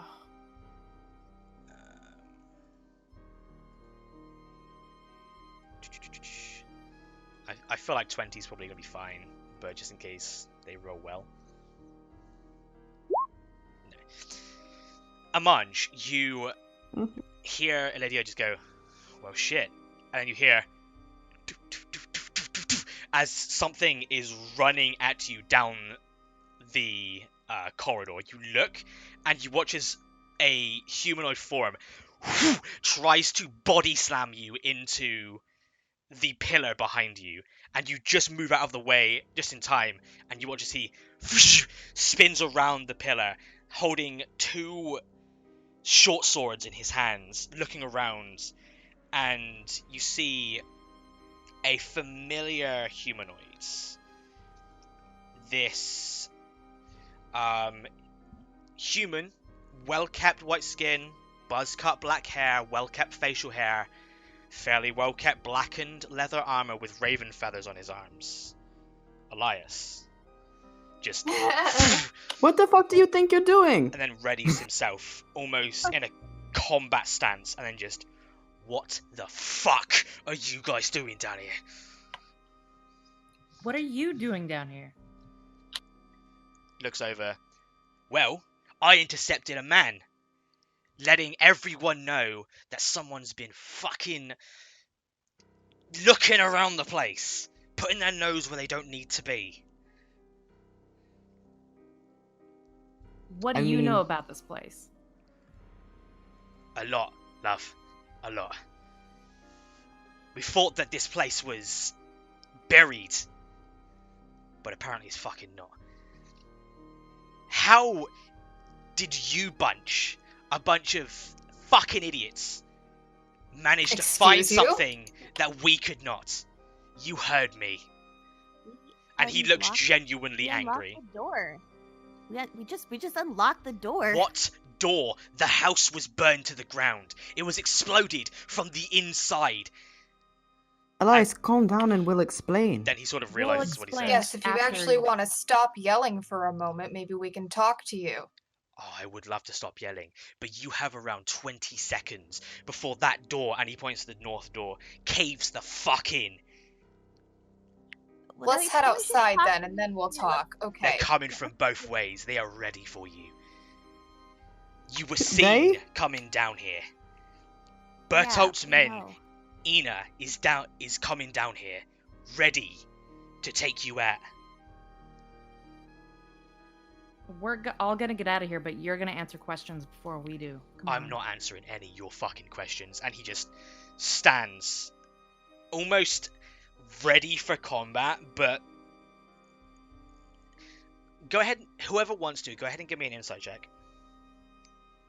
I will. Oh. I'll do it. 20. 20. I rolled a 14. Desmond is just attempting to stand up, but he keeps Yeah. falling over. I rolled a 6, having no Ian idea has what not anyone put is you down doing. yet. Okay, Per usual. with a 20, hey Anna, you're the only one who gets this as you're sort of looking around the corner and seeing him. He doesn't look happy. He looks angry, but there is this, he's looking back and forth to all of you, sort of looking at Lydia specifically, and then looks at you, sees Desmond, and sort of, you can see some sort of feeling is trying to escape him, but he's holding back right now. Okay. There's a little bit of a shake to him, and he just, Yeah. if Bertolt sends his people down here, he may want to get rid of any inconveniences that would get in the way of what he wants to do. What does he want to do? No Yeah, good. because look at that fucking thing in the corner, and I'm pointing at the giant frickin' infernal beast. He looks over No, there and just, Okay, yeah. He'll use this So you're place for no telling good. me- That's all I can say. You don't we work should for him. do the Yeah, so why can't I just, kick him in the teeth? Like, why are we dealing with this? You're gonna fight the entirety of his organization. Good fucking Yeah. luck. No, We're not. Let's get out of here. He's if never they- been no, you serious guys- before. No, it sounds to me like you're tolerating this, and I want to know why. He just looks at you and just, isn't it obvious, love? He owns this entire town and the people in it. Was this here before he took control of the town? Did he buy this I town don't because of fucking this know. place? This is Durwood's place. Fucking magical dick. Can we Um, spin this for Butthole to say something like, we know you have enough problems already, so we took care of this? Oh, Here, as shit. the north side, the door begins to Guys, be so kicked in, and very here's- quickly, Here's there my is question, splinters. just as a general thing. They're in a hallway full of poison. You can assume so. Everybody, we need to get out this door with this guy. I'm sorry, I don't remember your name. We've only met like twice. We need to lock the door because they're gonna let all of that poison into this room. And if Okay, we're not let's go here, through the door. Maybe it'll just take them out. I think we need to leave. Yeah, we're leaving. Let's go. We go through the door. Can't leave. And then at that point, Amanj, being as you're so close to the door, you Yep. look down as you're like getting ready to run. You watch as two pairs of eyes are running towards you guys. Fuck. There are people. Hannah is going The to door at the north run side with Des breaks behind open and hits the ground. And you watch as the green mist just begins to enter the room. You guys begin to move to the lower side of the room, and then you watch as the mist just parts. Walking in, and then Amanj, you watch as familiar people begin to enter the right-hand side of the room. These cloaked figures with masks on, daggers in hand, ready, around 4 of them. 2 from the north, 2 from the right. And then from the north, you watch as, walking through the mist, just looking around the room, seeing Elias and then seeing you guys running, is a familiar female human with dark skin and a tattoo of a scimitar on her right cheek, blinding blue eyes, and what looks to be readied a hand crossbow in her hands. Just walking down, looking around the room, seeing you all. I'm gonna Looks put to my hands up. Elias. Diana is trying to hide behind the pillar with Des. Make a stealth check. Jadine. Now this is Ina. Ina. This is his wife. 21. 21. Okay, you hit the pillar and you feel like you're hidden just enough. Just holding Des right next to you. You watch as Ina and Elias share a look. And then Elias steps back and puts both of his short swords to his side. Still looking ready for a fight, but looks around the room, sees all of you guys and just watches. And then looks at the ground a little bit. And then you say Ina. She looks over to you. Hey, thank God you're here. We just found this room and we were gonna come tell you about it. Convincing. She I'm not saying that. looks to the ground and then up to you with a very unhappy look. This almost fear. And then you hear behind her clapping as walking out of the north side of the room into this room now, you see the middle-aged burly man with the long black beards, fully bald egg-shaped head, brown eyes, very short, just around dwarven size, stout, wearing now a fine white shirt with frills at the neck, short sleeves, and he has a cane that he appears to walk with that is clearly just for show. And you see that there is some sort of tattoo on his right bicep, but you're not close enough to see. As, just in case, you see these people in the room now. You see Bertolt Hayek enter the room.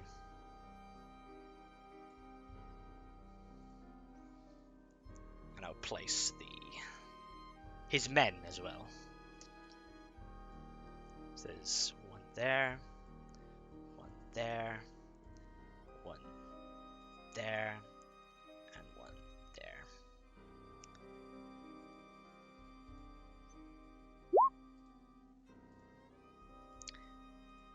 You hear him clapping and he walks in the room. And you watch as he just... Well, how is it that a bunch of people that have only just entered our lives and into my town can fuck up their stay so unbelievably quickly? And he enters. Angrily, you hear his footsteps walking on the stone beneath his feet. Heavy footfalls. As you guys watch as Bertolt Hayek, the mayor of the town, and his cronies begin to enter the room and stare you all down, you watch as he walks in with his cane, just tink, tink, moving it across the ground as he walks. So, this is truly interesting how much a small group of individuals can come together in my great town and then fuck up so badly in such a short amount of time.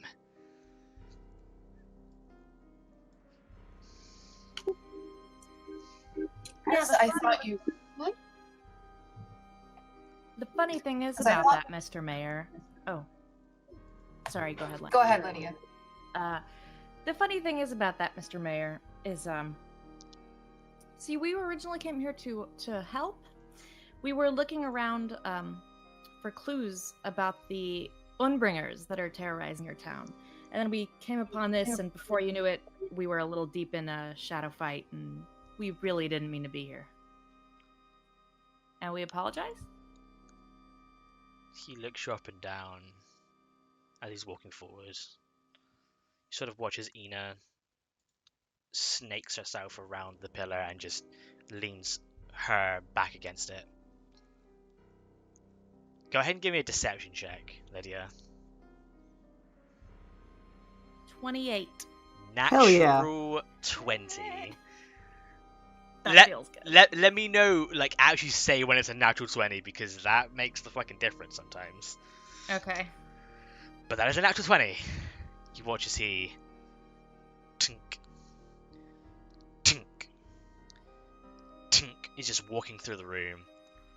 Catches eyes with Elias. Looks him up and down. Elias sort of nods. And then you watch as Berto, listening to you, Lydia, just looks over towards the large, devilish, skeletal corpse on the pillar just over here. Then just looks over to Elias and motions towards it. Elias just... Yes, sir. And begins approaching. Going 5, 10, 20. Sort of walks over, kneels down, and then places his hand on the skull of this creature. And then you watch as there's this black flash of energy around Elias for a second. And then he just... As dead as dead can be, sir. You watch as Berthold just... Is that so? Looks over. And then you watch as he takes a running sort of jaunt towards the corpse. And then just... kicks it directly in the chest. And you watch as a few of the bones concave inwards. And he stands back up. Spits on it. So, you went searching in my town for what? Information on the tribe that live near here.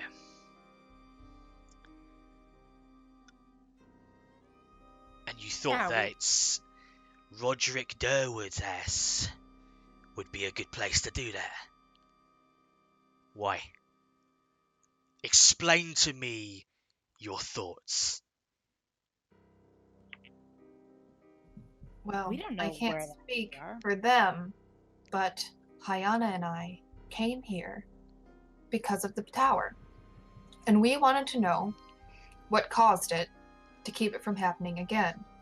Through the information that we gathered, we learned that that probably originated here. And that's where we are today. So, you were looking for information on the spires and not on the Oon. Oh, God. I never said that that's why I came here. You're a group, aren't you? Someone's fucking lying directly to my face. And I don't fucking like being lied to. You watch as the hooded individuals begin to ready themselves. I can fill in the blanks a little bit if it helps. Speak. I mean, we were looking for information about the spire, but we couldn't find anything. So, okay, we were going to move on. But after what happened at your house, begging your pardon, it seemed like you were maybe having a bigger issue, a more immediate issue, that is. So, Where would a group of tough people hide? Someplace that people never want to go. Someplace like a ruined tower, maybe. And we came here and we didn't expect to find anything in particular, hopefully some sort of sign of how we could help, but we didn't know that there was this thing underneath the floor. We had no idea. Go ahead and give me another deception check. That's the truth. You weren't looking Okay. for information on the Yoon. True. 19. Worked out. Okay, I'm gonna roll for him.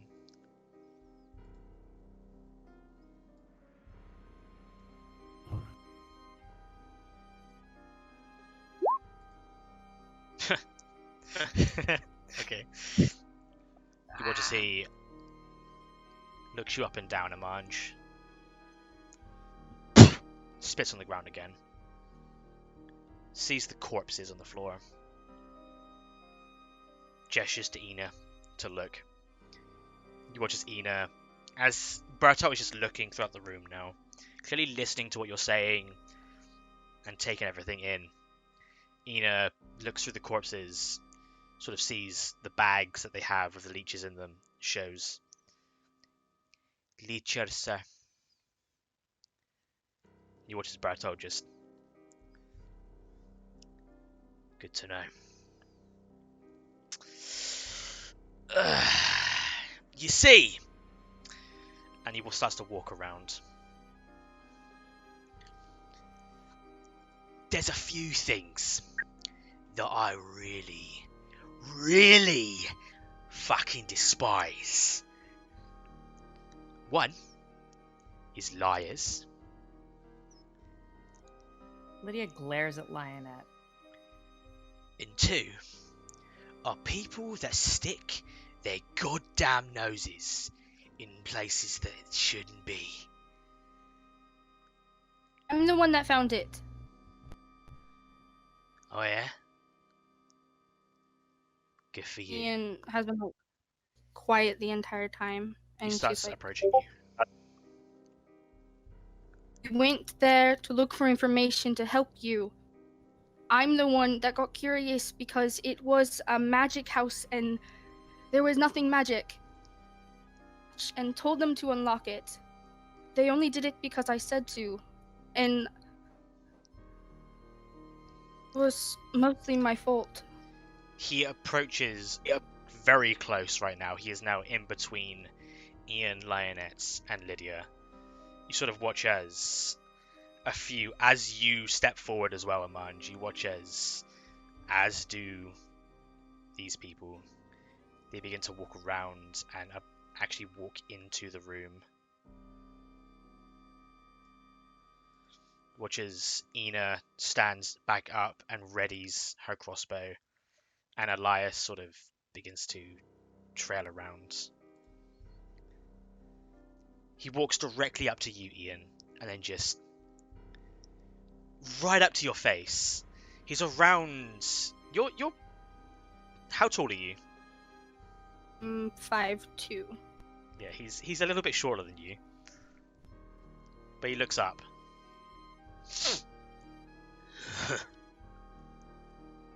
So you're telling me that you, the little tiefling girl that follows these people around, you're the one that found the secrets of Roderick Durwood's, found his lab, his lair. It was just innocent curiosity. He puts his finger up to silence you. She straightens her Explain back. to me how. Came to the site, and I knew that he had been a magician. What magician doesn't have anything that's magic? We found nothing. So I decided to try to detect something. Latch. The latch led to the door. It opened it, and I'm the one that told them to open the door when I found it. something that they weren't even aware of. I brought it to their attention. I'm the one that said to do it. He looks you up and down, and then speaks a little bit louder, and just, so, you're telling me that a little tiefling girl from the Highwoods can do better at finding shit than my own men? And then he turns around, and you watch as a few of them bow their heads in a little bit of disgrace motion. He looks over to Elias and then to Ina. That's fucking remarkable. I think, and he looks to all of you, that we can come to some sort of arrangement. Don't you? I think course. so. Nods. Good. Good. I'm glad they're all on the same page.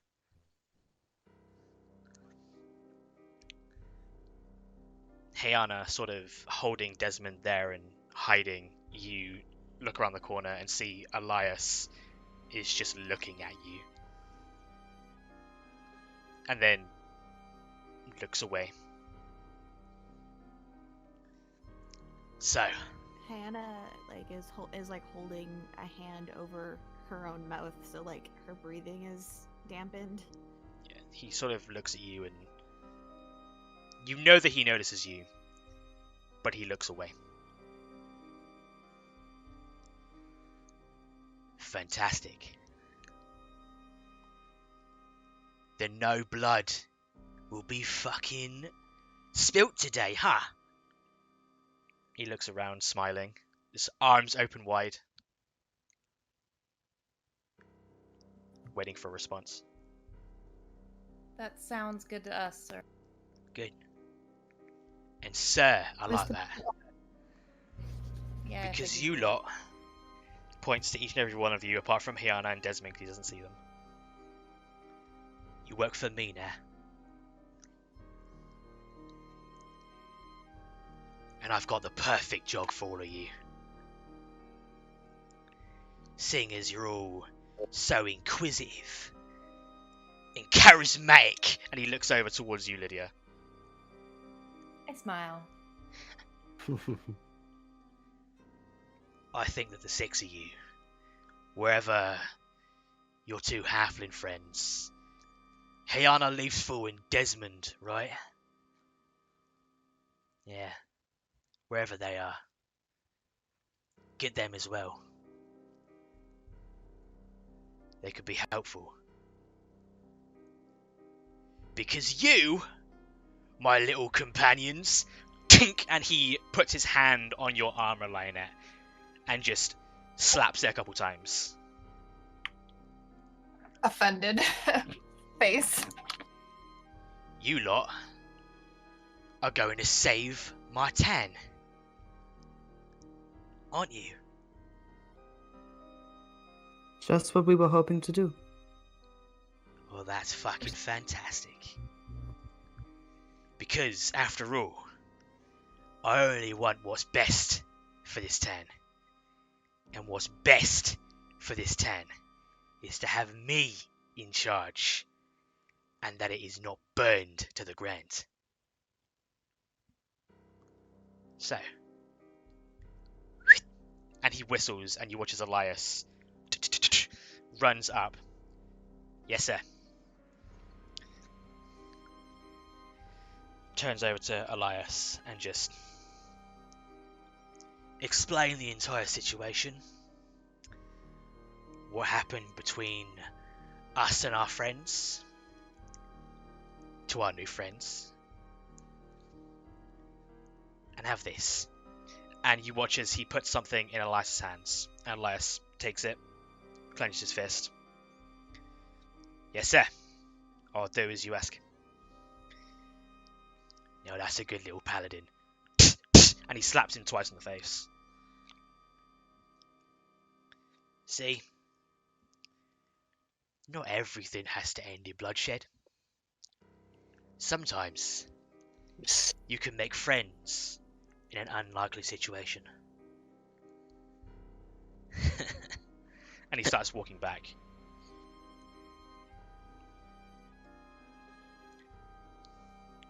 Watch him go. You watch as he walks past the circle and then very quickly kneels down,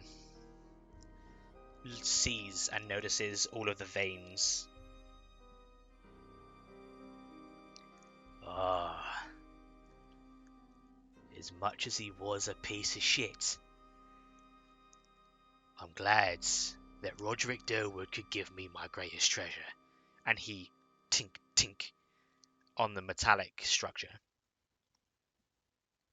He looks up. Now get the fuck out. As he looks towards all of you.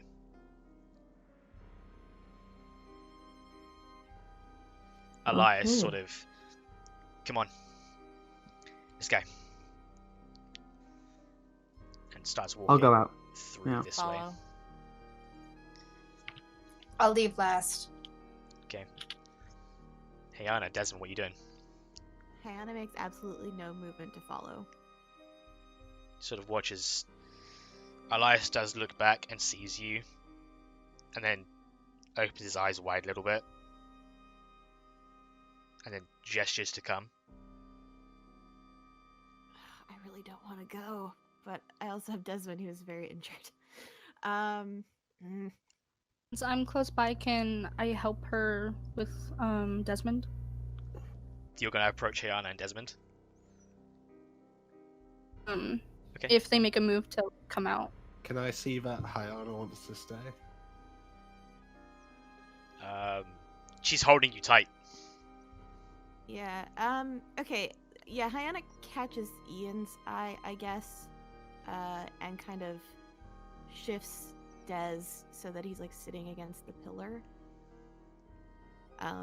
But doesn't make any moves to get up herself. Okay. Go ahead and give me a sleight of hand check.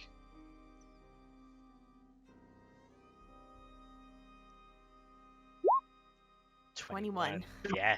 Okay. You very slowly place Desmond down and look at Ian, but then stay back in the shadows. Ian, what are you doing? She kind of glances over at the others and then walks towards Desmond and like completely ignores Hyana, and he's like, come on. And she like grabs him and tries to pull him up with her. Okay, good to know. You take Desmond, pick him up, sort of begin to walk away, and you watch as you catch eyes with Bartol once more, and he looks up and just, there's our little fella. Desmond Newbury. Not looking too hot these days, huh? With a very sly grin on his face.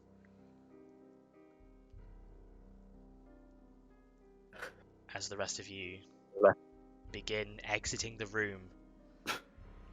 And Hayana, you are left there alone. Just let me... This might be how I die. So, No. as everyone begins to exit, the door is closed by some of the goons behind you guys as you begin to walk down the corridor into the tunnel once more. Hayana, Yeah, hello. I'm here. if everyone else could really quickly go ahead and just deafen themselves, Can doodle. that'd be great. Sorry, wrong button. Fool. So, Always Hayana. these halflings going off on their own. you sit there for a few seconds after everyone leaves, and you watch as the door is closed as they all leave. And then you hear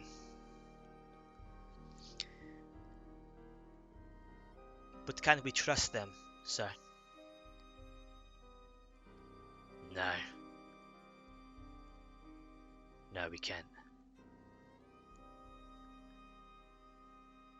But that being said, who can we trust?"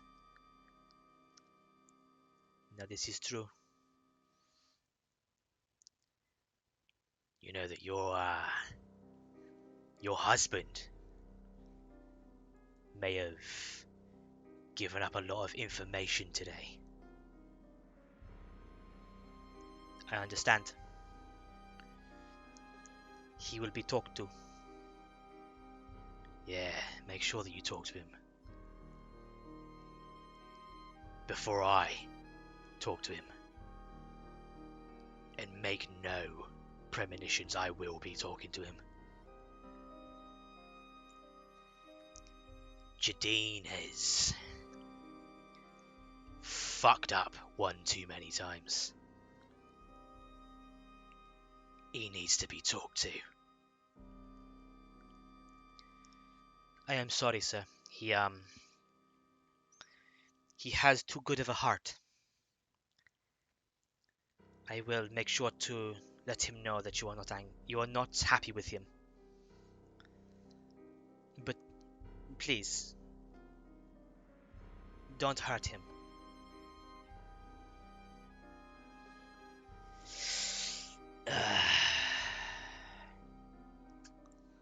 "I won't hurt him.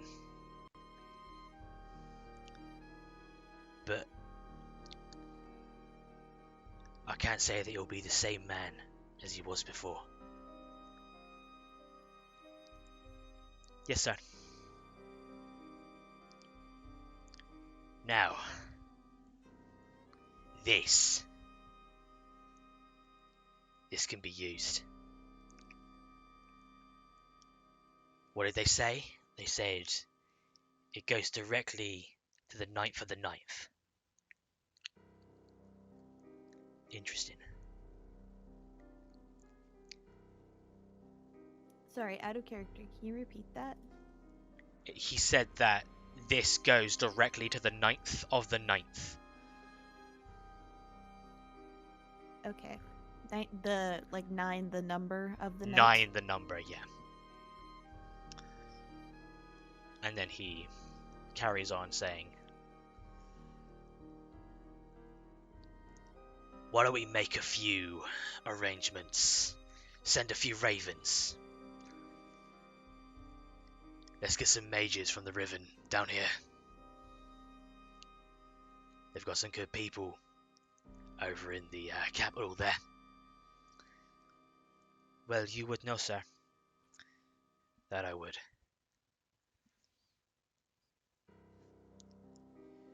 "Make specific requests for a specific person."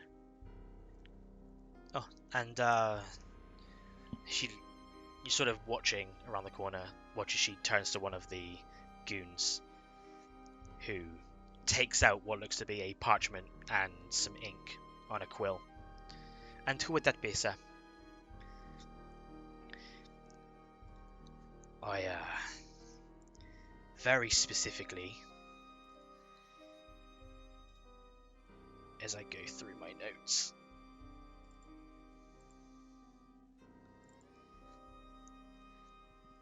I very specifically would like you to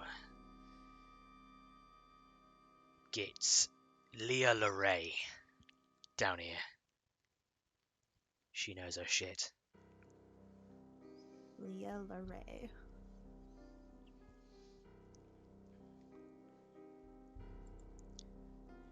"Tell Killian that it's of utmost importance." "That will be done, sir. Shall we be going?" You watch as Berto begins to stand up, and then takes one more look around the room. Your stealth was 21. It was 21, yeah.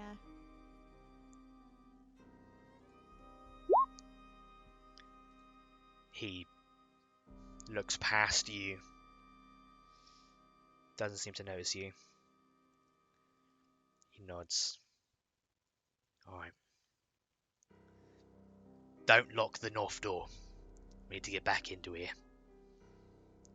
And I would not like to lose another man to that fucking cloud.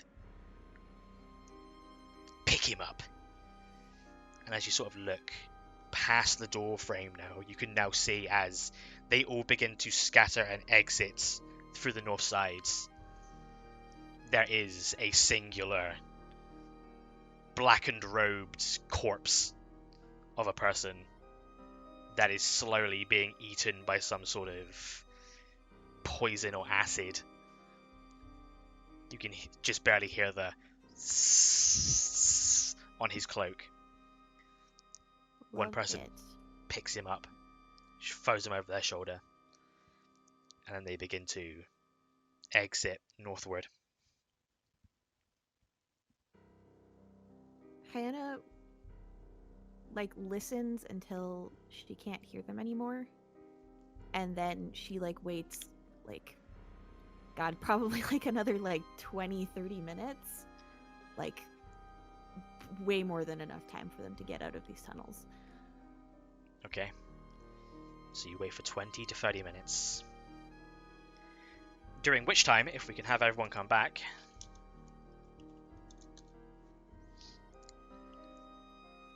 here they come. Oh, here they come. So, coming off of this map now. Should I deafen myself? No, it's fine. Okay. So, the rest of you now walking out of the room with Elias. You watch as the door is closed behind you. You will know that Hiana was left back in there. And then you watch as Elias just turns towards all of you and just... Fuck! You have really fucked up.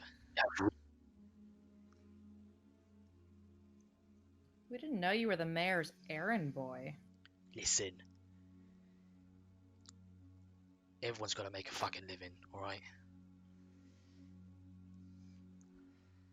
Don't judge me Not blaming you. for what I do. I don't think do. that we're a little confused is all, and it's hard to do the right thing when you only have a 16th of the information required. Yeah. That happens. But alright. Fine. Seems I'm going to be letting you know what's going down. How the fuck are we going to get her out of there now? Yeah, I saw Good her. question. Can't you just go back? She was hiding. If I live. she was hiding, if Bertolt knows that she was just skulking in that room, even now that we're gone, maybe she heard something she wasn't supposed to hear. He will kill her. No questions asked. Then we go back. Fucking look at you, you bloody bastard. And you watch as Elias walks up and looks at you. Oh, for fuck's sake. Bring him here. Sort of looks to you, Ian, to bring Desmond Mhm. forth. She lays him in front of him. I can't fix whatever has done this to you, but I can help with the pain. So, and he kneels down, and then you watch as there's this darkened black aura that sort of begins to radiate out of Elias. His eyes close and open, and they're completely black over. He places his hands on Desmond's chest and then just, "Nah, is not your time to go, lad." And you watch as this pulse of white burning energy just enters Desmond. Desmond, you heal 15 hit points. Once he's healed me, I'll reach out with my arm and grab his wrist and just stare into his face. He stares back at you and just, If we don't get back and she dies, that's on you. he pulls away. "Come on." And then begins to walk further down the tunnel. He looks a little bit distraught that you just said that, but there is this air to his very being that suggests that he knows.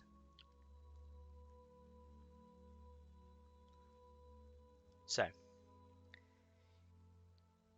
you guys take the next 7 minutes to get back to the opening that you all came through. Looking up, you all begin to climb out. How are you guys getting Desmond out of the hole? I can carry him.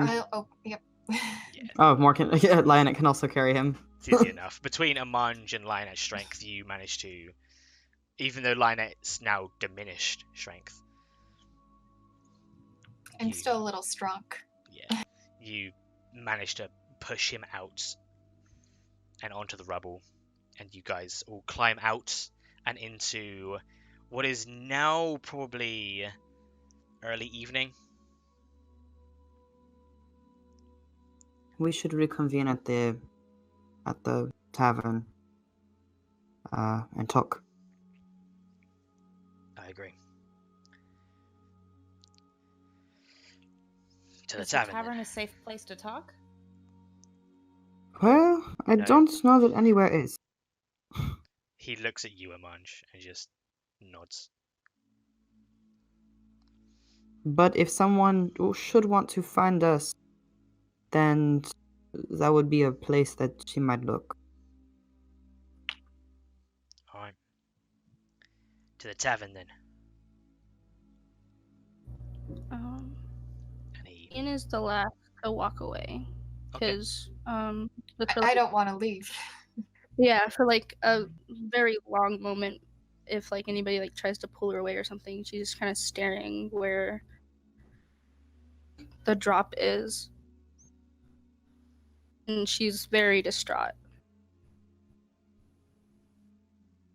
I'm gonna go up to Ian and say, we have to think there's a reason she wanted to stay, and if we go back right now, there's no way that Berthold isn't watching.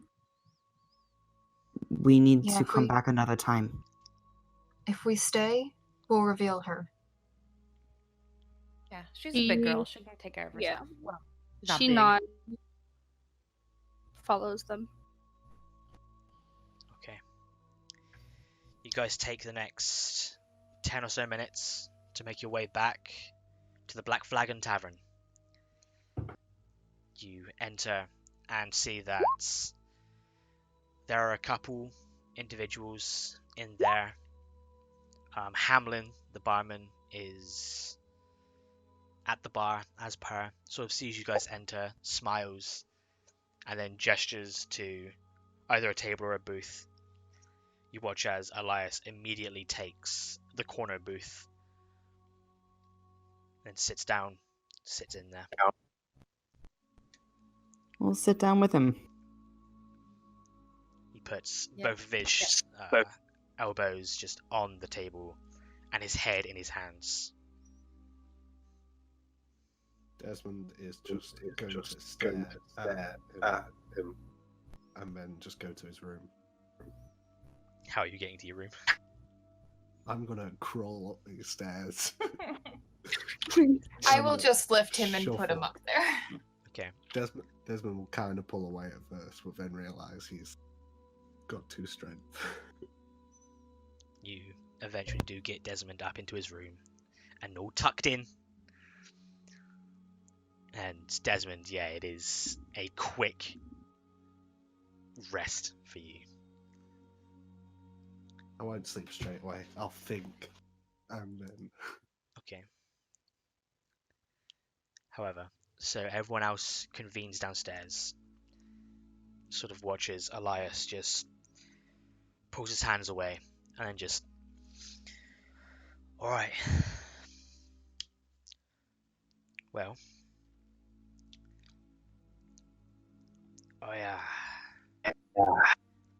I don't feel good about any of this. I also don't feel good about going into things without your friend.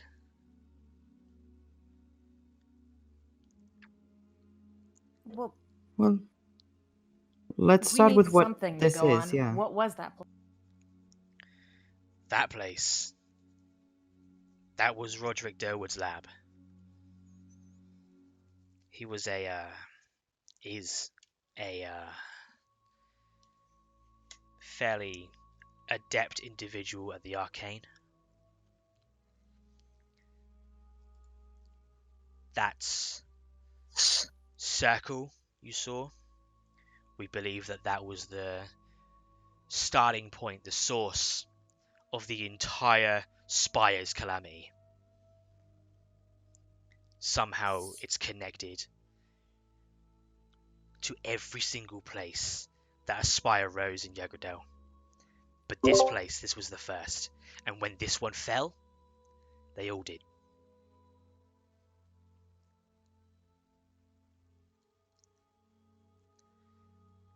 But that's all I know. I didn't really know Durwood that much. But you guys had been down there before, and you... Nope. We couldn't find it. We knew it existed. The last light let us know that it existed. But it didn't. We couldn't find a way in. Last light. We keep hearing about that. The last light. What... Did they come in here? What did they do? What did they do in this? They're like They you have lot. Roderick with him now? They're like you lot. Fucking heroes. Adventurers. They came. They saved the town. And they fucked off. But they have Roderick with them, right? Roderick left with them, yeah. But our spies haven't seen him since. And you guys burnt his house down. Nope. It was burnt from the inside. We think he did that. Cover his tracks. Smart. Why? Get rid of everything. Well, then he should have got rid of the lab that we really easily broke it into. Yeah. Hey, it wasn't that easy. I'm sorry. You It did a shouldn't great have job. been that easy. Who the fuck are you people, and how did you do that? We've had so many people looking for that place. And Sometimes you if guys just something is what? Walked up to his house, looked around and thought, oh, there it is. You stumbled upon it. We maybe it didn't was meant to stumble. happen. We are a It very was the only thing at the talented site that warriors. we found intact. Also that. Definitely sparked some interest. What? It's the only thing that had magic. What was? The lock. What lock? There was a lock on a door. No, looked not like on a the door. hatch. Well, it wasn't on a door, but yes, we found a lock. It was intact. Just It by was itself. magical, and we So it seemed important enough, and So you just found a that's how we lock found the entrance. that wasn't connected to anything, and you thought, oh, we'll open that. Dude, I don't get how magic works either. I mean, frankly, I thought it was sort of an exercise, you know? Usually when a lock is not connected to anything, it doesn't open anything either. I also would like to remind you, Elias, that you're the one that provided us with those thieves' tools. So if you ever have something to say that the mayor that's not in our favor, we could just remind him about. Are you fucking kidding me? Just saying, thanks for the thieves' tools. Fuck. What is it that he wants us to do? Save the tan, I guess. Okay, that's vague. From the I Unbringers, assume right? that he wants you to take yourselves to the Oon, meet with their leader, or, I don't know, blow open the gates and get yourselves killed. And then find a way to stop them from destroying our town. Specifically, get them to stop wanting money from us. Or else we're gonna die anyway. Remember to feed the people. People who starve or move away. And then Sutton, we know more. There's a lot of people that need this town.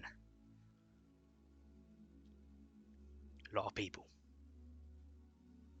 Stops us from leaving.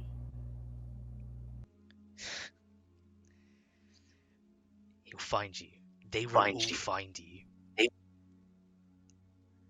You think that Bertolt is in charge of anything? Nah. He works for people. And they work for people. And they work for people. And they work for a person. Well, why can't those people help him out with the Unbringers?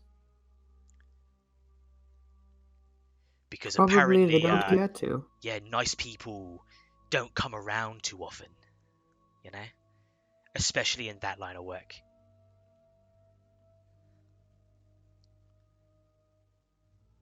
It's fucked. I know. No one likes anyone. No one trusts anyone. That's why, apparently, we need people like you guys to take care of our problems for us. To be heroes. Hey, I'm all for saving a town and being a hero. We've already done it once. Yeah, I would love to be a hero, but I've got things What's that I need to live stopping for. you? I've got people that need me. If I were to just go to the Oon right now on my own and say, oh, Borba fella, why don't you just, not, and then get crushed? A lot of people suffer, yeah. And what do you expect us to do? I don't know. Talk him down. I can at least get you through the gates and into his chambers. His throne So you want us to room. do the same thing? Yeah, but there are more of you. I don't want you to do 6 shit. of us and a whole tribe. But you work for Bertolt now. But you ain't got a choice in the matter. He knows everything about every single one of you. If he can't get to you, what do you think he'll do? He's not a nice man. He will make you work for him. About that, how does he know everything about us? I mean, we're just supposed to take that on his word. He hasn't left People the town. How would he know? Work for people. Those people work for people. I feel like I've explained this. Well, we're just taking everyone at your at your word that he's this badass. He's So, not a badass. I mean, He's the exact fucking opposite. He's a crony, a thief, What a I con wonder. man. So am I, but Forgive me if you've told me this earlier, but how did he become? He's such a crook. he bought the place. Well, his people bought the place and he was left in charge.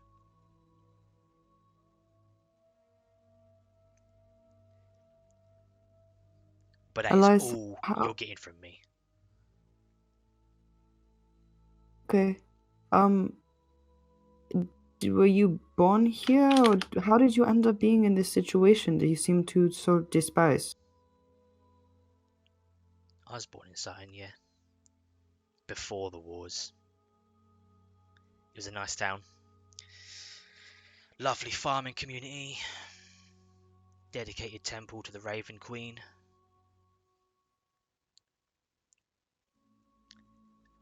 And then the war happened.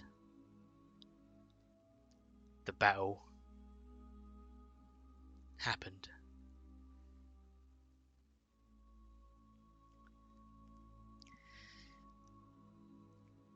I'm sorry. Let's just say that this is my aim.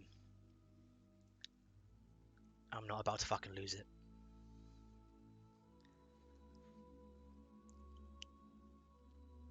We'll do what we can. Anyway, if you would. And he slams something on the table and pulls away. And you see that there is a rectangular metallic symbol that is on is currently in the middle of the table. That is a rectangle with a rose upon it, which immediately, Lionette, you would recognize as the symbol of the King's Guard. Yes. But this rose is crossed out, like with some sort of blade. Take this with you. Give it to whoever's at the gates of the Oon. This specific thing will get you an audience with the Horn. The rest is up to you. You've got a silver tongue, and he looks over to Lydia. yeah. I mean, I'm not one to brag about my accomplishments, but that's kind of my thing. I'm pretty good at that. I'm sure you do fine.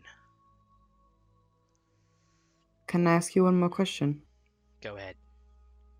Is there any time or way that would be easier to go, look for Hyana that you could recommend?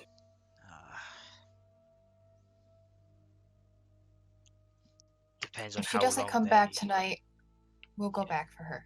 I would suggest that. It depends on how long they decide to stay down there. If they might even already have people on the job searching down there, doing research, doing fucking, and he's like starts waving his hands around, arcane shit. I don't know any of that. I'm a man of my queen. But yeah. Don't get me wrong. I hope she's okay. I like little dick kicker.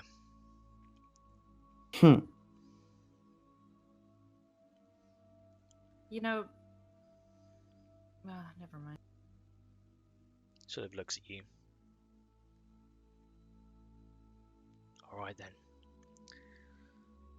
Thank you. I've got to tell you, it's not over yet. I've got to tell you the whole story, apparently. Between what Please happened do. between us and them.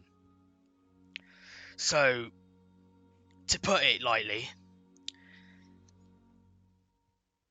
Borba and his, what he called the inner circle, came to town around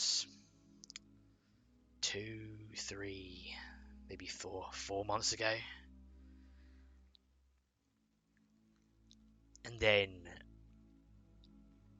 from what I understood, kept to themselves.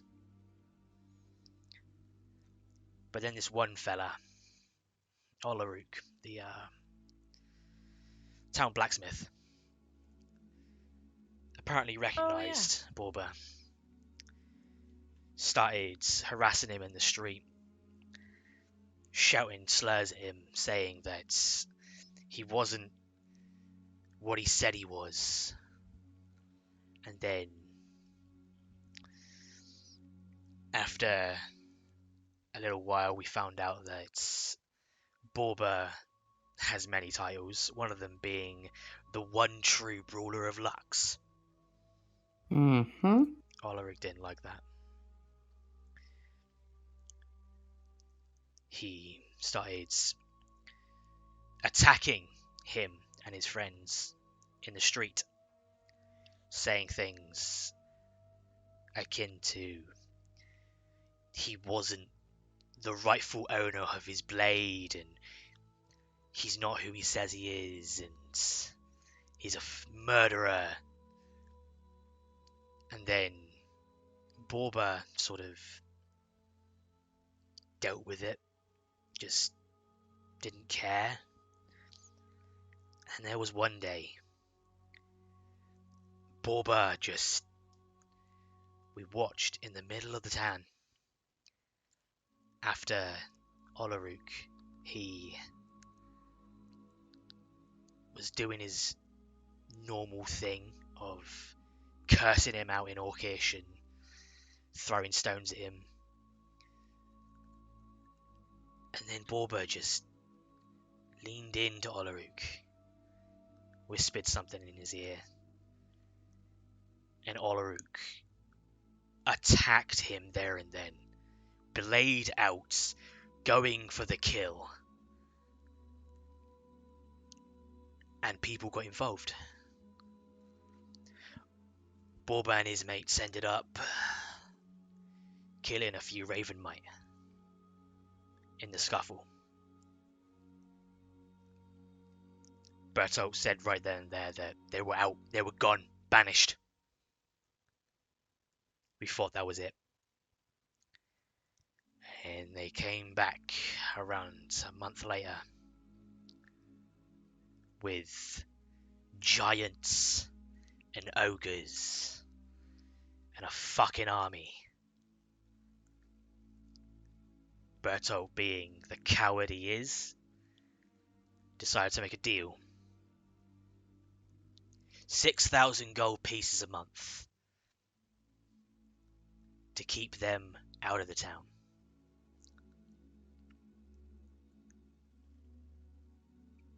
They accepted. And every single month they've been coming back. But 6,000 gold pieces a month is a lot of money, especially for a small farming community. Taxes, they aren't good. And the fucking spires happened. People died and moved. There's little under 300 people in this town now.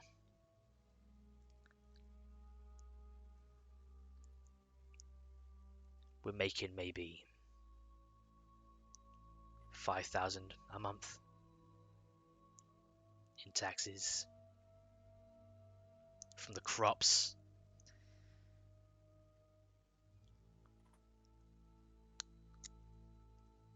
And the deal was that if at any given time we don't pay them, Borba can have the town as compensation. Bertok's a really bad negotiator. Yeah, he's not great with people. Funny enough. But, yeah. Well, To me, that sounds like it's all Ulrich's fault. And I know this isn't probably gonna go over too well with this group, but what if we just gave them Ulrich? You're right. I'm not a super big fan of that. Just a suggestion. I think more importantly, we need to know what it was that was exchanged between Borba the Horn and Oloruk to make violence happen. What did he say, you know? Yeah, we should definitely talk with him. You should. Yes, but we don't need to keep Elias for that. You've had a long day. I'm sure you would like to go home. Yeah. Is there anything else that might help us? You know, if we talk to him? I mean, would the mayor be open to us negotiating for him? I don't know. But I feel like if they wanted Oloruk, when they came with an army, they would have taken him. Bertolt would have very easily just gone, yeah, take the orc. We don't care. But who am I to get involved? I'm gonna get out of here. But and then you sort of watch as Elias just dozes out for a second, just looks into the distance, blanks out. I snap my fingers in front of his face. I say, "Where'd you go?" He just then. waves your hand away and still looks in the same direction. He nods. Or I'll be there. Well, my day isn't over, so he smiles, stands up. Please, Okay. if there is one thing I can ask, don't fuck this up. I know that seems We'll try. really just fucking dickheadish of me, but seriously, I kind of like you guys, and I like this town. Understood. Where can we find you if we need you? Oh, I'm sure there's a symbol that you can put in the sky. I don't know. Just ask around. Word will get back to me. Everyone in this town knows each other. Okay. He sort of looks at each and every one of you. Amanj nods. Lionette sort of nods and bows a little bit. Ian nods. Stares at Lydia for a second. Nods. And then backs out of the booth. And it's just gone.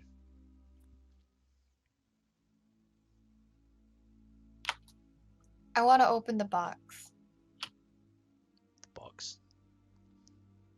Didn't you give me a little metal box, or did I? No, there's no box. I'm It is quite literally just a symbol of the kingdom, but Okay. crossed out. But I have no idea what this object is. Yeah, you know what this object is. You sort of pick it up, and it is supposed to go on the end of a necklace, and it is to show that you are of the kingdom. It's a necklace piece, but it's an amulet essentially, but it has been crossed out, Okay. which sort of upsets you maybe a little bit. Would the rest of us recognize that as the? Yeah, you guys sort of very quickly pick up that is the symbol of the Kingsguard. You've seen it before in towns and whatnot. I wonder why it's crossed out.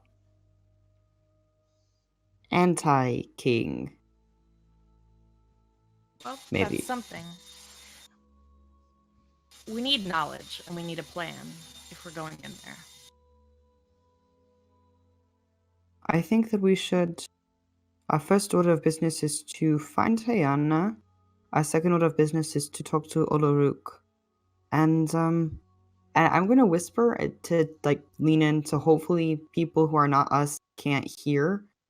And say, and honestly, if there's a way that we could replace Bertold Hayek, if there is any way that this town can change hands without burning, I'm not opposed to it. I put my finger on my nose, like, you're on the nose. Mm-hmm. But yeah, this bar is not safe. Mm-hmm. Okay. Seems we have a mess on both sides. Yeah. We can't let the tribe keep terrorizing this town, but even then, it's still in the hands of a tyrant. To be fair, most mayors are tyrants. I've been a mayor's aide before. They all just kind of suck. If we install someone else there, they'll just get corrupt by power.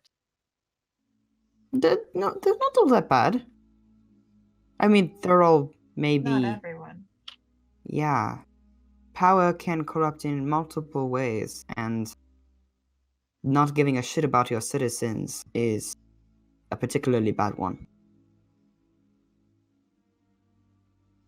Is my opinion, but what do I know? Maybe that magic shop owner should be mayor. He was really cool. He seems very chill, yeah. That he'd be a good one. Which mayor did you serve under, if I may ask? The mayor of O'Rillan? It was, I don't know if I've been there. yeah. It was short, but, worked well for a while. I had a really nice bedroom. Really good food. What were you doing? Oh, I advised him on stuff. Hmm. Are we gonna eat before we go to bed, or are we just all tired? Yeah, we should maybe eat and retire to our rooms for now, yeah. Yeah, I could sleep. Is it busy, like the bar? Is it nighttime or? It's like mid to late evening now. Yeah, there's still not too many people in here. Maybe 3 or 4. I actually have a question for all of you. What languages can you read?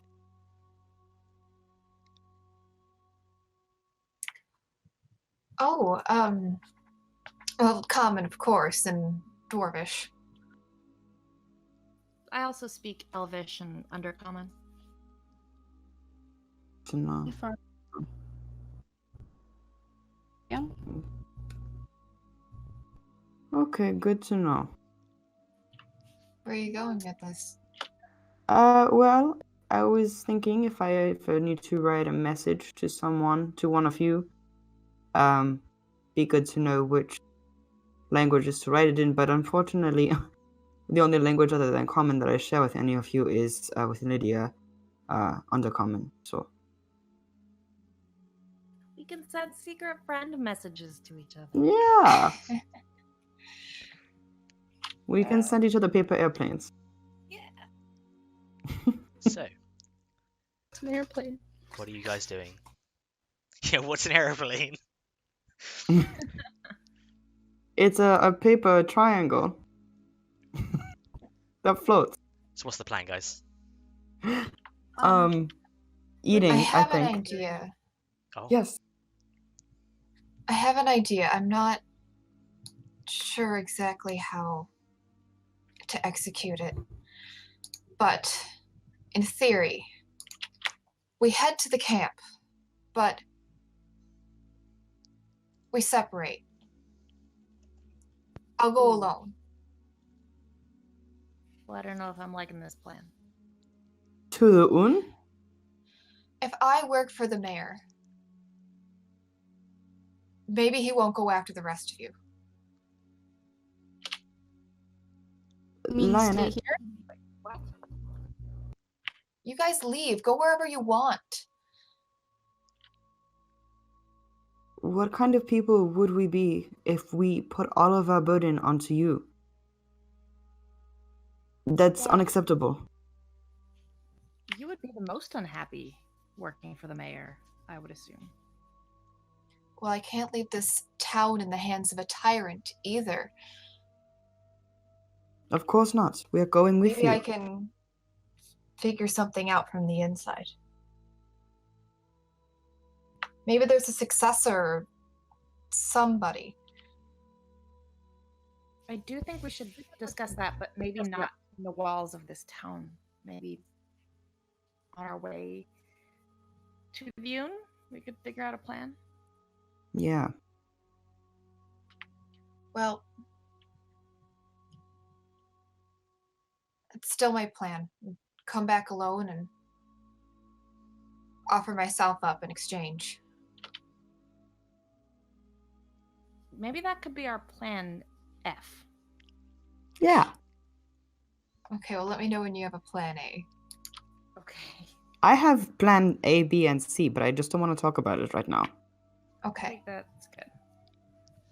And I'm not just bluffing. I'll trust you. I trust you. Thank you. I think we need to We should sleep check on and get our Desmond to make halflings sure. back. Yeah, he hasn't, like suffocated in his sleep or something. It would be So, I am gonna whilst- go check on Desmond because he's in my room anyway. Yeah. Whilst you guys are doing that, Hannah, you wait Hello. for a little bit and then make your way out. You follow. Yeah, actually, I don't want to. I don't want to make my way out though. Oh, not yet. okay. I have some things I want to do. Okay, go ahead. All right. So first things first, I want to have a look at the door that was closed. I want to try to investigate it and see if there's a way that I can jam that lock. Okay, so the right side door, yeah? Yeah, and I don't want to jam it quite yet, but I want to because it's closed. I want to see if there's something I can see while it's closed that will help me. Dom, should we be listening to this? Yeah, it's fine.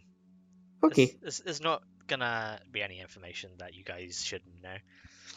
Yeah, go ahead and give me an investigation check. This is Hayana's big day out. Nope. 7.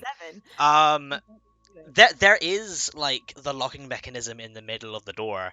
You assume that I don't know, if you fucked with that a little bit, it might break. Okay. Is there still a cloud in the other hallway in the north side? No, that has dissipated as the door is still wide open. Okay. I'm gonna take a big chance. I really want to find out where the north exits. Because clearly it's not the way we came in. So I'm gonna go out that way, and he had said leave these doors open so that we don't get fucked the next time we come back down here. So I'm going to try to close the door. Okay. Easy enough. You're exiting and closing the door as you're coming out, yeah? Yeah, I'm leaving, Okay. and I'm closing the door behind me, and then I'm trying to break the lock if I can. I know I didn't really find out that much about it, but Okay. if there's a way Yeah, to you get don't at it. really. Easy enough to close the door. You just walk out and take the latch and it closes as you walk out, and you automatically hear as it closes, it automatically locks.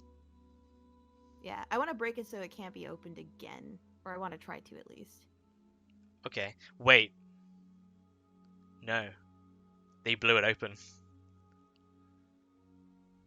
Oh, right. Yeah. Right. Yeah, it's all fucked. Okay. Hi, I wrote this campaign. No, that's fair. Okay. Cool. All right. Okay, so then, yeah, never mind. I'm gonna go back to the before. So because the door's blown open, I have to change what I was doing. So, I will break the lock on the other door. Okay, how?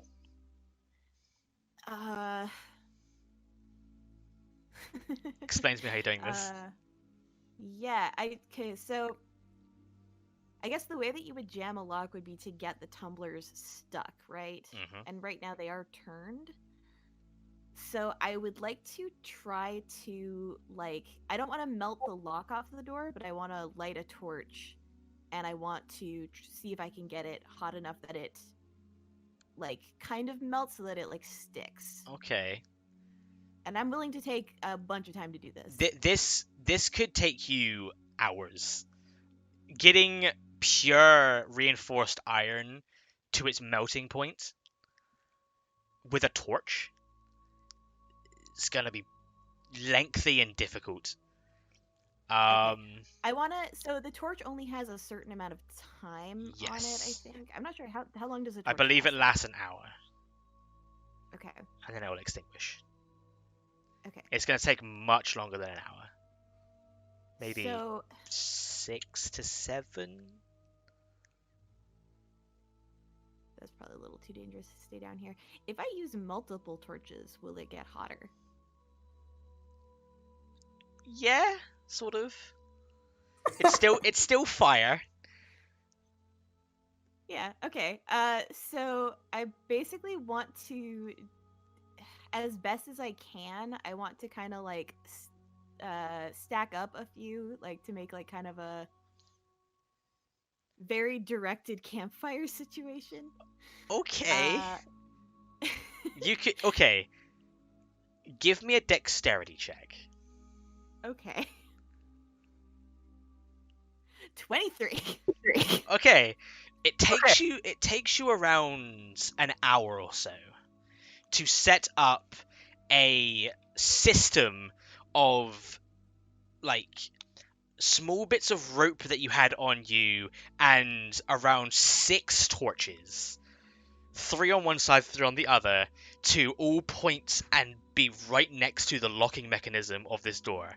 And you feel like if you light all of these torches and just leave it for the next hour, it will probably do the job you want it to, unless Okay, so I'm gonna do disturbed.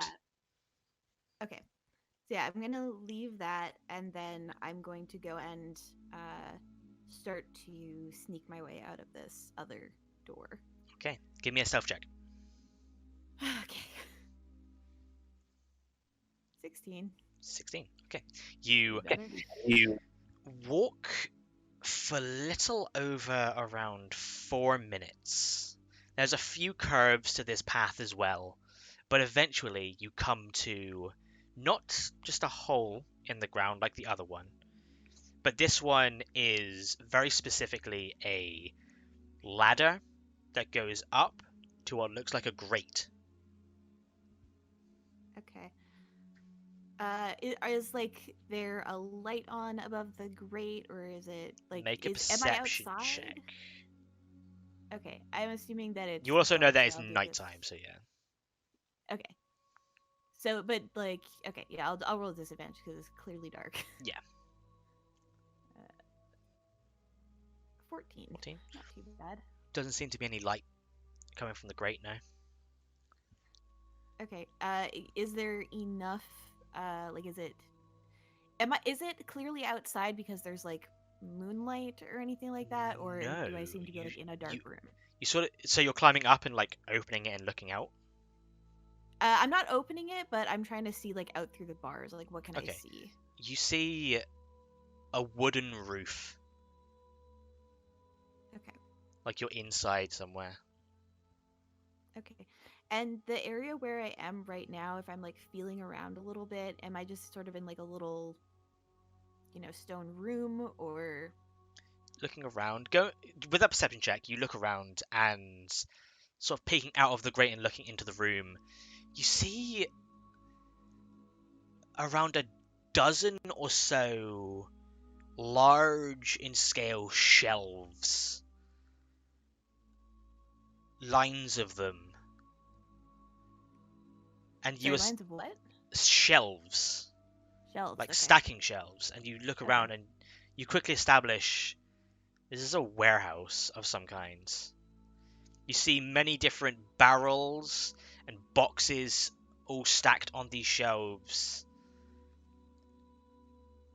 Okay. Having been in town for a while, is there anywhere that I've maybe been that like reminds me of this place? Like, you know, I've probably been to the general store while I've been here or whatever. Does it seem to be like a place like that, or does it seem like specifically this is like a storehouse? No, you've not been to any place like this. Go ahead and give me a survival check as well. Okay.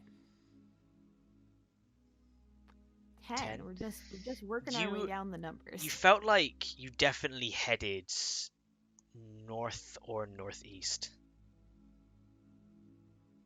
Okay, north or northeast from the center of town. For around 4.5 minutes. Okay, so that would take me vaguely back in the direction of the manor of the ruins, right? Okay. I'm gonna very carefully climb out of this grate. Okay. And go ahead and give me a sleight of hand check. Okay. Critical success is a 24. Natural 20. Okay. Yeah, you... And it sort of like squeaks a little bit and you... Shit. You wait for a second, you open it very slowly, sort of keeping your hand on the other side, keeping it slow, and then eventually... Tink. And you open it. No sound whatsoever.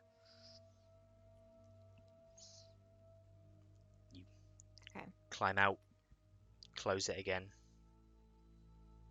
look around, oh boy. And you see that around the room itself that you're in is around 50 by 50 feet, and a lot of different shelves, a lot of different barrels and boxes, small and big, all stacked all across them, and you see what would be the north side of the room. There is a large door that seems to be the way out. Okay. So I'm going to head in that direction. I actually want to keep to like the centers of the aisles since I can't see super well and I don't want to trip on anything that might be like sticking off of a shelf. Okay. But sort of with the idea that, you know, I'm very small and if I hear movement, I can quickly sort of put myself on a shelf. Okay.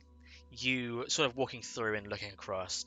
You see every single barrel and box that is within this this storehouse, essentially, appear to have the same logo on them.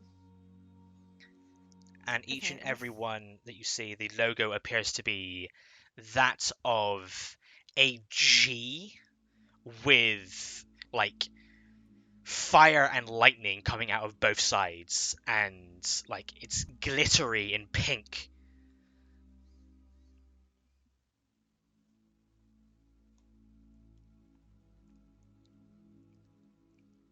And sorry, you said a G, like the letter G? The letter G, yeah.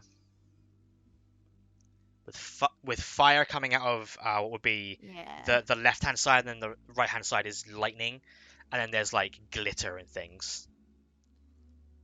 Okay, so they're very fancy. Actually, okay, do I know what? Yeah, you've seen this logo before. This is the logo of the Gillies franchise. The major conglomerates of arcane like items. Yeah, and the guy who owned the manor was part of that, right? He was. You did hear, yes. Okay. They're essentially like the Walmart of Yagradal for magical items. From when we were poking around the manor, were there any outbuildings? No. Okay. I kind of want to be nosy. Can I haven't really heard anybody in here. I seem to be alone, right? Give me a perception check. All right. This is with hearing, so do I just roll normally? Yes, I would say just roll normally. Okay. Well, it didn't help me. It's a 9. No, no one's in here, yo. Ain't nobody in this Alright. room. Cool. I appear to be alone, so I am going to. Are these barrels like covered, or are they No. open? They're all out in the open. All seem to be sealed. Oh, they get sealed, so they are sealed. Okay. Yeah. And that's probably not worth trying to get into them then. God, I really do want to though. You can certainly try. Yeah. Okay. I'm gonna check like one that is sort of, at least where I can sort of hide behind it while I kind of poke at it. Okay. Give me a second. So you're gonna try and open. Yeah, like I'm not gonna try. Like I'm gonna kind of prod at it. If it's super sealed or something, I'll probably leave it alone. But if it's just the lid is on it and the lid comes off, then I'll look inside. Yeah, it seems to be openable. Are you gonna touch it? Yeah, I'm gonna try to quietly open one of Okay, the barrels. go ahead and give me a wisdom saving throw. Oh, good. I was fucking done so well at those expecting this before. shit. 13. 13. That is not good enough. Oh fuck. Go ahead and roll for me a 1d100. Okay. 22. 22. Okay. God. Okay. You touch the barrel and begin opening it, and then you feel this wave pass through you. Nothing seems to happen. Okay, that's fucking weird though. So if I was able to open it in that same movement and it's open, like I'll peek inside, but I'm not sticking around. Yeah, no, you'd have to actually like open it Yeah, physically. fuck that. No, no, that seems bad. I gotta get out of here. So I beeline for the door. Okay. You begin running towards the door, and as you get to the door, you hear talking on the other side. Muffled Okay. voices. I hide. Okay. You go ahead and give me a stealth check. Dun dun dun. It's a Fucking critical natural success. 20. It's a 26 You with the hear the crit. muffled voices walking towards the door, and you teleport into Critical Role. You are into a different campaign. You don't exist in this campaign anymore. You watch as the door opens, and two hooded figures walk in and start walking towards the back of the room. Did they leave the door open? It's sort of like on a swing, so yeah, it's open right now. Okay, and it's closing though, right? Because Closing quickly. Okay, I'm gonna try to get through it. Easy enough. Stealthily. You, with a natural 20, I'll give it to you. You just Thank you. shadow through the door, and it just. Okay, am I outside or am I still in a building? You are currently outside, and you look around, and you recognize the area of town. You appear to be on the northeastern side of town. You sort of look up the road, and you see the broken down manor of Roderick Durwood. You sort of look down to the south, and you see maybe a minute away is your old abode, the place that you used to sleep, the Cuckoo's Nest. You come out of this building here. Okay. Okay. Is there enough cover for me to get over to the ruins of the manor without being seen, if I'm good at stealthing? You can certainly try. have a natural 20 on stealth right now, so That's true. Yeah, I mean, I wanna go over there because there's something that I want to do. So yeah, I'm gonna try to get across the street. Is across the street, right? That's where we're going. I'm not sure where the manor is. it's like 2 minutes up the road, yeah. Yeah, so It's basically I'm fucking gonna weird. stealth because I'm aware that there are spies everywhere. Mhm. So I'm trying to stay small. I'm moving between cover as quickly as possible, but I am taking time every time that I hit cover to make sure that nobody is watching me. Okay. You sort of make your way around and through the alleyways towards the manor, and you do see that there are around 3 people just skulking around the manor right now. Okay.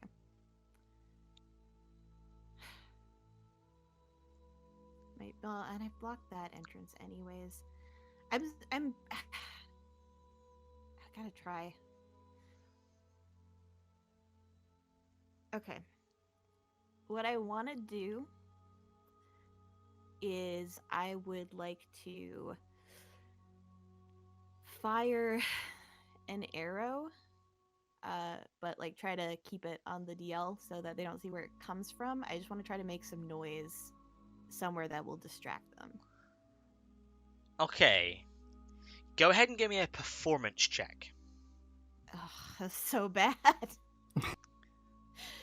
Oh. All right, I'm fucking going for it.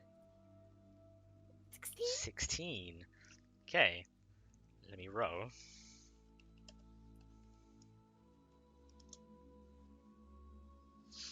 Yeah, you take an arrow and you're just firing off into the distance to try and like get their attention somewhere else. Like, I'm specific. I don't want it to be too far. I want it to be somewhere where they could be like, oh, there's somebody behind, this. Yeah, like, pile of full on like rubble or stealth whatever. mechanics from a video game. Like, oh, there's a Yeah, rock. yeah. Someone's over there. Yeah, I want to throw a fucking coin over there. Yeah.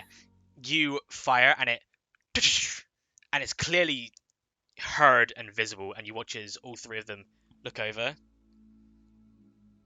and then all 3 of them look at each other, and then they nod, and then just symbolize to one of them to go and have a look, and the other 2 sort of stay where they are. Okay, but that's one less set of eyes. Okay, and are they like standing out looking at the street, or like are they circling? Like, what is They their whole seem to deal? be like just skulking essentially. Like there's one guy in the rubble just sort of looking around. There's one guy looking down towards the west street, and then there's the guy that's currently going to look for your arrow. Okay. You have maybe So a the few east seconds street is before he not- finds that arrow. Yeah, so looking east is not covered right now, correct? Uh-huh. Okay, Hannah's gonna go that way and try to hide amongst the rubble. Okay, 'cause I'm gonna need you to give me another stealth check. it's gonna be bad. It's a 9. So bad. Okay. Fuck. You ready yourself, and then and you watch as the guy that's in the middle on the rubble sort of looks over in your direction, and as you hit a wall and put your back to it, you know that you caught eyes with him. Fuck. Okay. You sort of watch as he... Oi! Who's there? And then you hear... It's a fucking arrow! And they just... You just hear silence. When we opened the hatch, the lock still existed, right? I'm not doing this for nothing, right?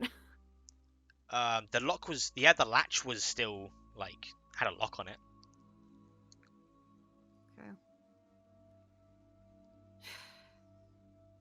Okay, well, I'm caught at this point, so I don't think there's really any point in doing this. I was gonna try to steal the lock. The whole latch? The whole latch. Okay. You sort I of... kind of still want to do it. You do but wait for a I couple don't know of if I'm gonna seconds. bother with being stealthy. sort of Okay. look around the corner, and not a single one of those three men are there anymore. Oh fuck, they're behind me. I'm gonna run towards the hatch. Okay, you and begin running, and where the hatch was, it's not there anymore. Fuck. You stop, and then you look around, and you see all three of them just come out from around the corner that you just came from, and just, what you doing, Missy? Where are my friends? They said they were coming to this manor, and they're not here, and you're here. Give me a deception check. Oh god. 4. You watch as they just look at each other. Yeah, sure. Why don't you just come with us? We'll find your friends for you.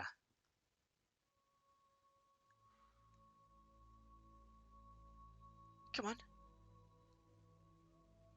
I really don't want to go with them.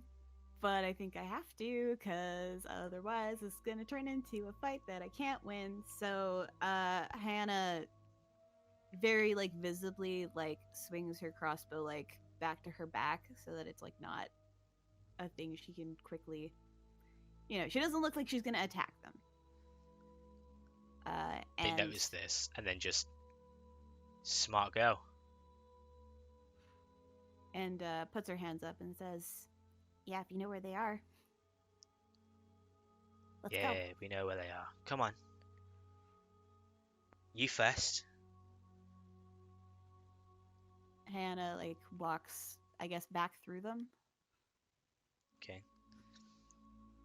As you're sort of walking around through them, they just, yeah, come on. I'm pretty sure they're down this way. And they point down an alleyway. Oh god. Okay. Cool.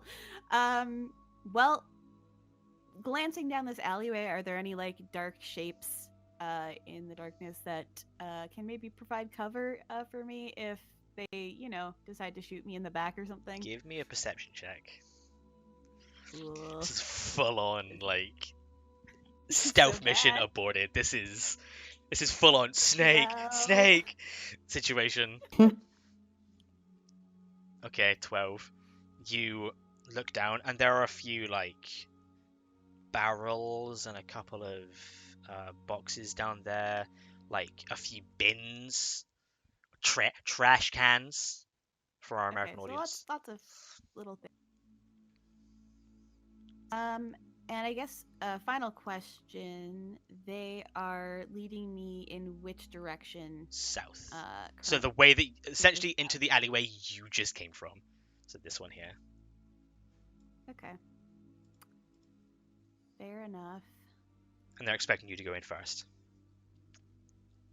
Okay, Hannah will definitely go in first. Is keeping an ear out for them pulling weapons or anything like that, and if she They already hears have their that- weapons out. Okay, they've got their weapons out. Okay, so then she's basically listening for them to, I guess, shoot or approach her to do a a melee attack or something like that. Okay. And if that happens, she's gonna start running. Okay. You begin walking slowly down the alleyway, hearing the 3 sets of footfalls behind you, just walking behind you. Silence.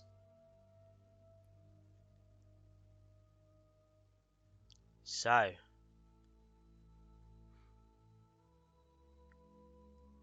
Yeah? what's your name? You already know it, don't you? Shouldn't be skulking around.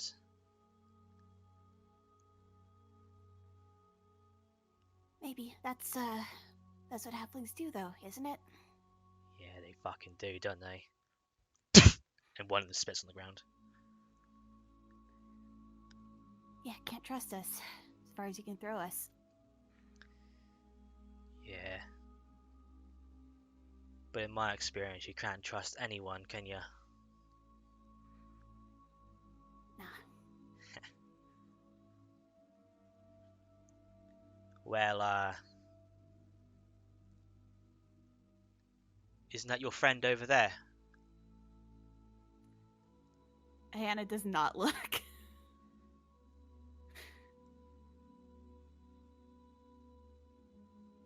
Do you sort of Like, look? unless Do you look unless back he's, like, towards where he's pointing? I mean, here's the thing. Hyana is not looking back at these dudes at all. So if he's pointing somewhere, I don't know that she even knows that he's pointing. Okay, you hear?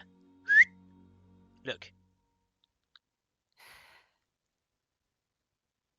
She still has her hands up, and she is going to turn, but be very ready to like dash behind like the nearest trash can. Okay. You, holding your hands up, just look round, and out the corner of your eye, there's only one guy behind you. Fuck. All right, yeah, she dashes behind the trash can. Okay, so you and dash directly to the trash can and begin to, I assume, throw it What? to try and like block the path, or just hide behind a trash can. No. Yeah, I guess. Yeah, sure. I guess. Yeah, pull it down, so that it like kind of rolls into the path, and then like keep running and pulling stuff. Okay, go ahead and give me a dexterity check. 9. 9. God. I'll roll for this guy.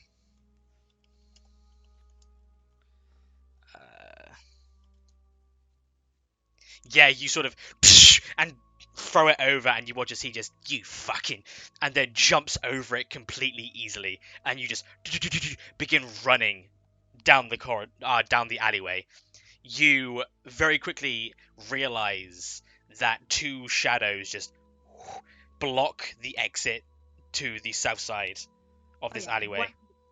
The best part of being a halfling is that Yep. I can move through other creatures' spaces, so I'm going between their legs. Okay, go ahead and give me a dexterity saving throw. Okay. Or an acrobatics check. Let's go for an acrobatics check. Okay, dexterity saving throw is better for me. Can I do that? Sure. Okay. 14. 14? Yeah, you run, and you watch as they take daggers off of their belts and go to attack you, and you just full-on action movie style just slide under their legs and end up behind them, and you watch as they both turn and see you. Do you keep running? Yeah, I'm gonna keep running. And actually, once I get out of this alleyway, I mean, I guess I want to keep going south a little bit, but I want to try to run towards the Raven Temple. Okay, it's going to take you around 6 minutes to get to the Raven Temple, but you're running south. Yeah, I'm running south and west, I guess. Okay, I'm going to need you to go ahead and give me an athletics check to see if you can outrun Alright. these guys. 17. 17. Okay, I'm going to give them advantage. That's fair. They have longer legs than me. Yep, that is the reason. But Oh, they're... wait, though. How long was I down there? Around 2 hours. Okay, never mind. Actually, fuck that. No, I'm gonna cast Longstrider on myself so that I'm 5 feet faster than them. Okay. That makes a difference, so I'm gonna just roll normal. You sort of watch as they just get completely dazed by the fact that you just went under their legs and just stop for a second, staring as you're running off in the distance, and you look back as you're just casting Longstrider and running extremely quickly, and you watch as the third guy impacts the other 2, and all 3 of them just tumble on the ground, and you watch as a few of them start getting up and just, you fucking idiots, and they are maybe around 50 feet behind you at this point. They roll a natural 1. Jesus. That is wild.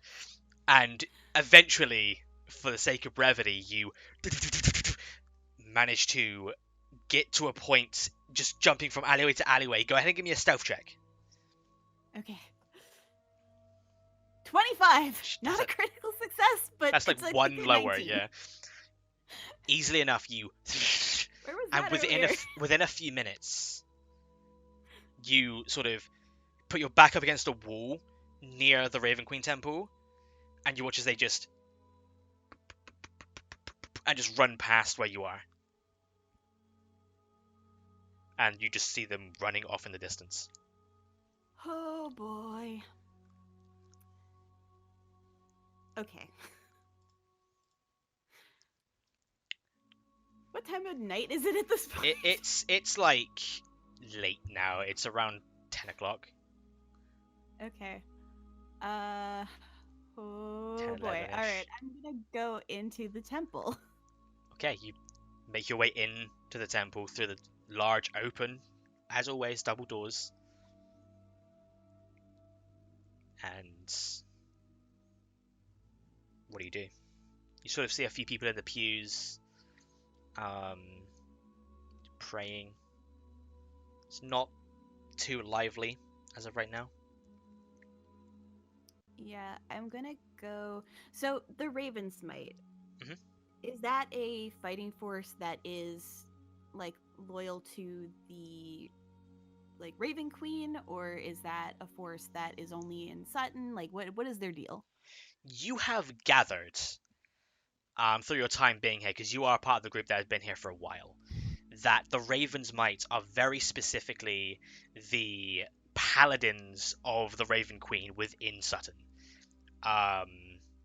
They are not loyal to the town in any way. They are more loyal to the church and the Black Wing themselves. But they do act as the town guard because no one else will put out the mantle. Okay. I'm going to. I mean, it's super late. I don't know if he'll even be in his office, but if he is there, I want to talk to him. So I'm gonna head in the direction of the warden's office. Okay. You make your way down the left side, down the corridor, and towards Warden Garrett Bludis's door. The rest of you guys are all just heading in for the night? Checking on Desmond Yeah. first? I'd probably still be waiting downstairs for Hyana to get back. Okay, you're still waiting. Uh-huh. I'm so sorry. Amanj, you sort of enter your room and see that at this point, Desmond, what are you doing? You still up thinking, or are you sleeping? Is there a windowsill? There is a window in your room, yeah. Can I have very crudely attempted to sit on a window and just angst? I'll give you the angst, yeah. No checks for angst. That's fine. When a munch comes in, I'll do a flip of my hair. Oh, No, it's not that dramatic. not yet. How are you feeling? Oh, great. As I struggle to lift my thumb up. Is there anything I can do for you? No, I'm good. Thank you. You alright? Well, I'm a little concerned about you, I think. Is it the fact that I can't lift my legs? Because that's quite concerning. I'm 100% sure it is temporary. I hope so. I like lifting my leg. I like walking. Yeah, and if it's not temporary, we will carry you around wherever you want to go. Oh, great. That's the life. Let's not Well- think about that. Okay, then it's temporary. Great. You missed Elias telling us like a lot of things and being kind of sympathetic, actually. Amanj kind of spaces out for a second, and then because we're supposed to go to the Un and I guess convince Boba the Horn not to attack the whole town. So I can fill you in when you're feeling better. But that's what we did. Sounds great. Sounds like something us lot can definitely do without dying or just dying. Are you? If this is rude, I apologize. But did you want to be an adventurer, or did it just happen to you?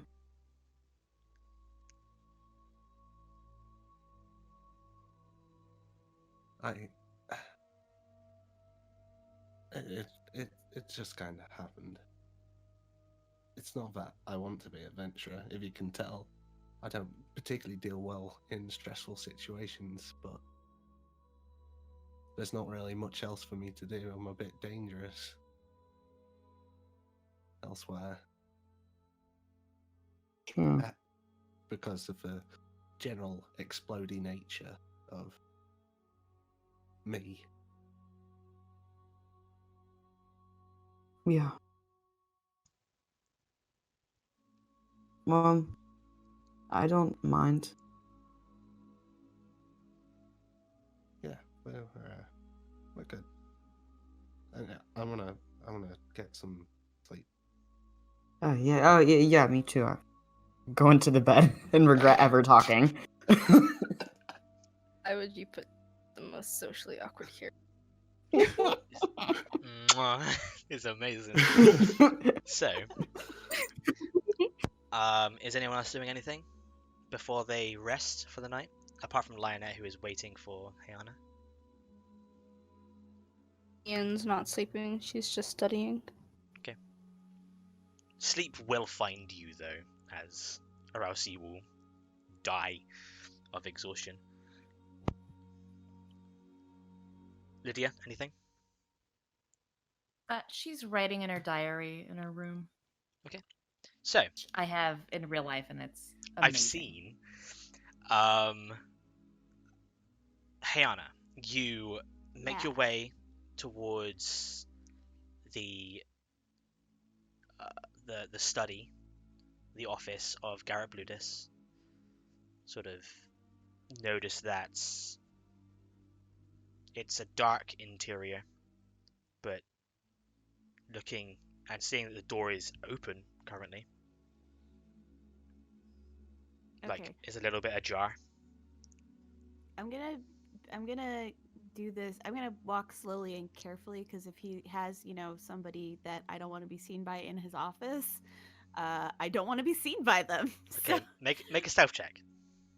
I love making stealth checks. You've made more stealth checks than you've ever made attack rolls this session. 19, yeah. You managed to get to the door, and if you're looking in, someone just died. There was a really, really big spider. I'm sorry. No, that's a few sessions away. How do you know that I'm using giant spider? So you open the door. It was like 2 inches big. I hope that you smashed it. You look in, and the room is pitch black, but you do see and hear Garrett in the room at his desk writing. Warden? You watch as he looks up. His eyes in the darkness sort of light up almost, like glow in the dark. The red outline to them. And he clicks a finger, and you watch as a little torch in the side of the room just begins to light. Yes? I fucked up really bad, and I need help. And I need to tell you some things.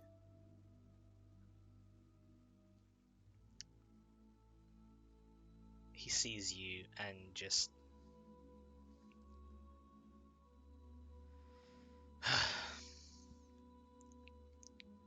Well, come in then, child. And Close the door. Hannah goes in. And yeah, absolutely 100% did not need to be told to close the door. Does close the door. Doesn't even like move towards like the chair across the desk, like cannot stand still, honestly. And says,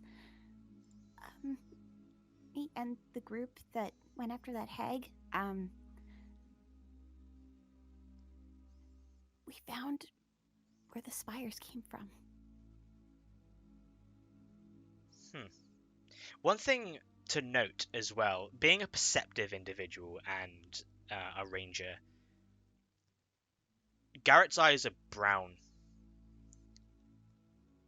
Okay. Now they are, anyway. But they were red in the dark. Mhm. Yeah. He Look, I just accept that people can do magic eye shit. I think that's he looks at you and just, normal for this world. you did what? And I do want to roll insight on him, just to see if he is actually surprised by that. Because if he isn't, then I Sure. might not go any further. Go ahead and roll insight. 11. He seems earnest in his surprise. Okay. Look, me and Lionette, we came to this town because we thought maybe there'd be more information on those spires and the demons and devils or whatever the heck they are coming out of them. And anyways, we followed some clues with the rest of the group and stumbled upon this weird summoning circle. It was the one I gave you the medallion from those wannabe cultists. Mm-hmm. Same symbol, but on the ground instead of on a necklace. But the mayor followed us. He followed you. Yeah. I need to get out of town. And I need to get a message to the rest of my group.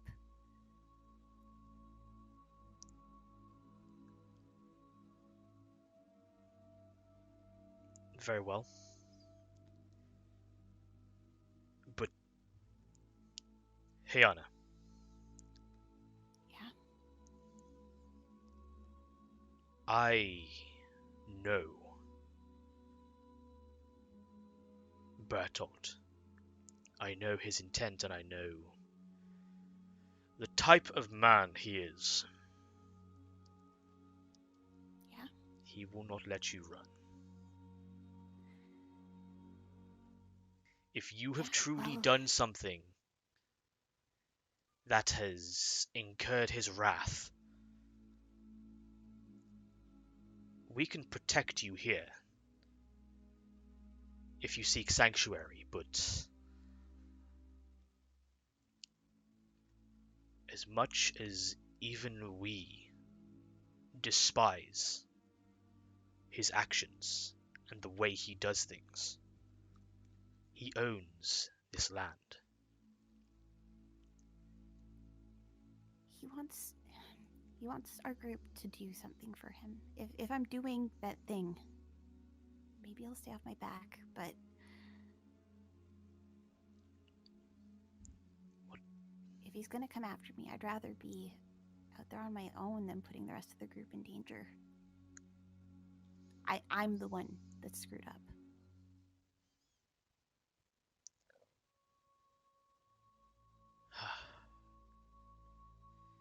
You see him exhale and think about what he's about to say next. He nods. Well, take it as a screw up to a screw up.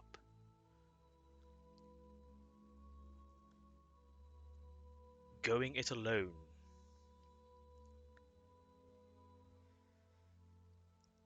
is not the answer.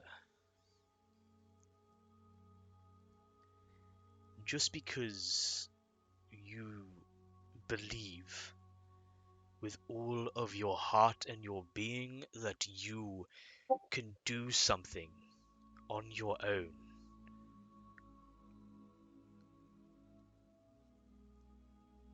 You could fail. I And know. there are disastrous consequences for those around you if you do.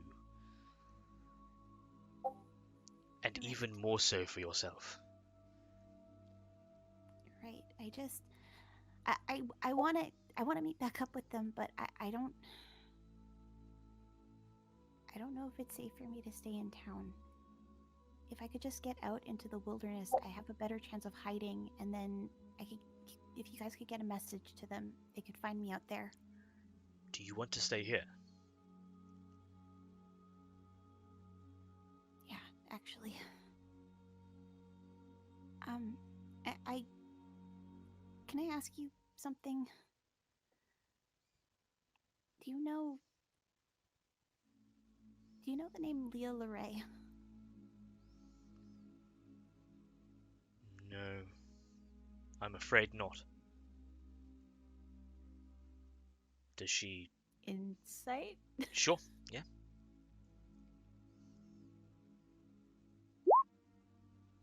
He doesn't know shit. Yeah, he's hard to read. It's fair. Does they have a connection here? The I mayor know said not the he was name. gonna send. The mayor said he was gonna send a raven off to her. And I don't know who she is, but she's apparently out in the capital. Huh. I don't know what's going on in this town, but it's deep. I know. Nothing good happens in Sutton. Yeah, I'm starting to get that idea. But I am sworn to protect this place. So, if you stay here, you are under my vision. I will let no harm come to you. And I apologize, but I have not been to the capital in around 2 years. So, whomever that may be, I know not who they are. Okay, thank you, for covering for me. If you can pass a message to my friends, they're at the inn. Would you like And, to go to them?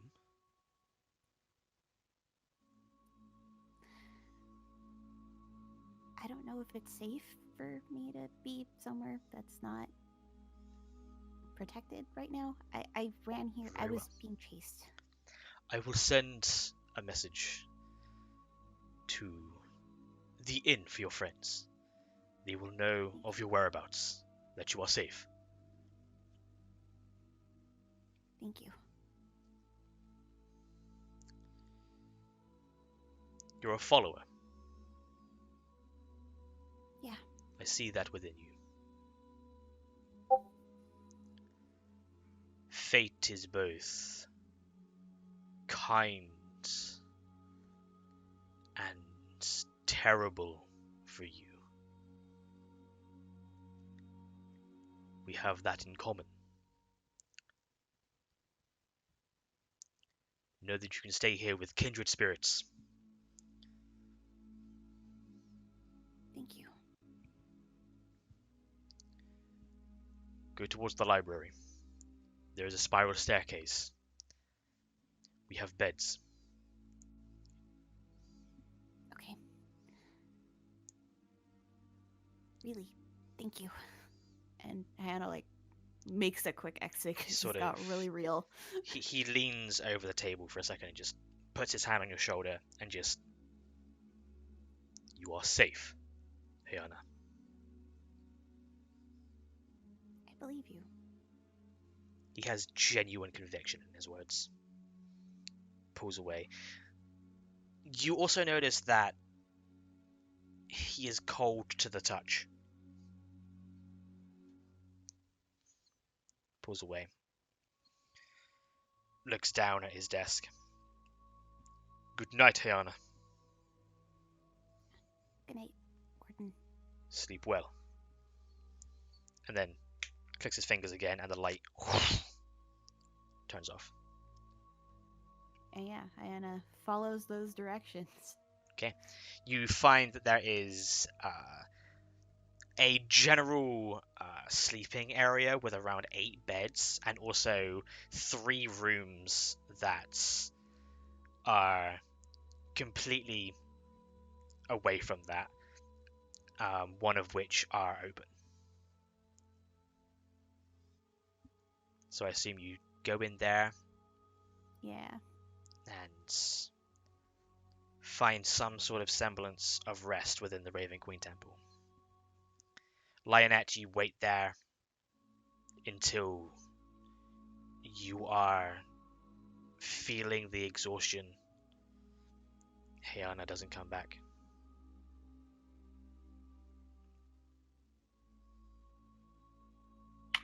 I think she's gonna go tell the others. Okay. You know that they are all probably fast asleep at this point.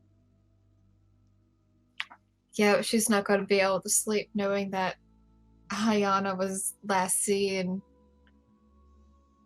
hiding and she still has not come back. You start to stand up and head upstairs, and you watch as the door opens. No one is in the bar at this point. Even Hamlin has left. He's gone into the back room and not come back out.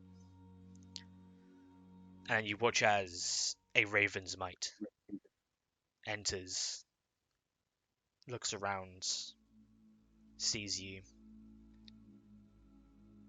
Excuse me. You are Yes? Lionette, the friend of Hayana. Yes. I have been told to give you a message. He walks towards you. Your friend, she is safe. She has taken sanctuary within our walls. She feels it not safe to return. But she's okay, you said. She is fine. As long as she is under our protection, she will be as safe can be within Sutton. Thank you so much. My pleasure. If that is all.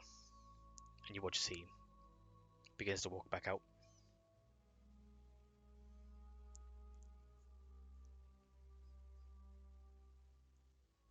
So, do you go to bed?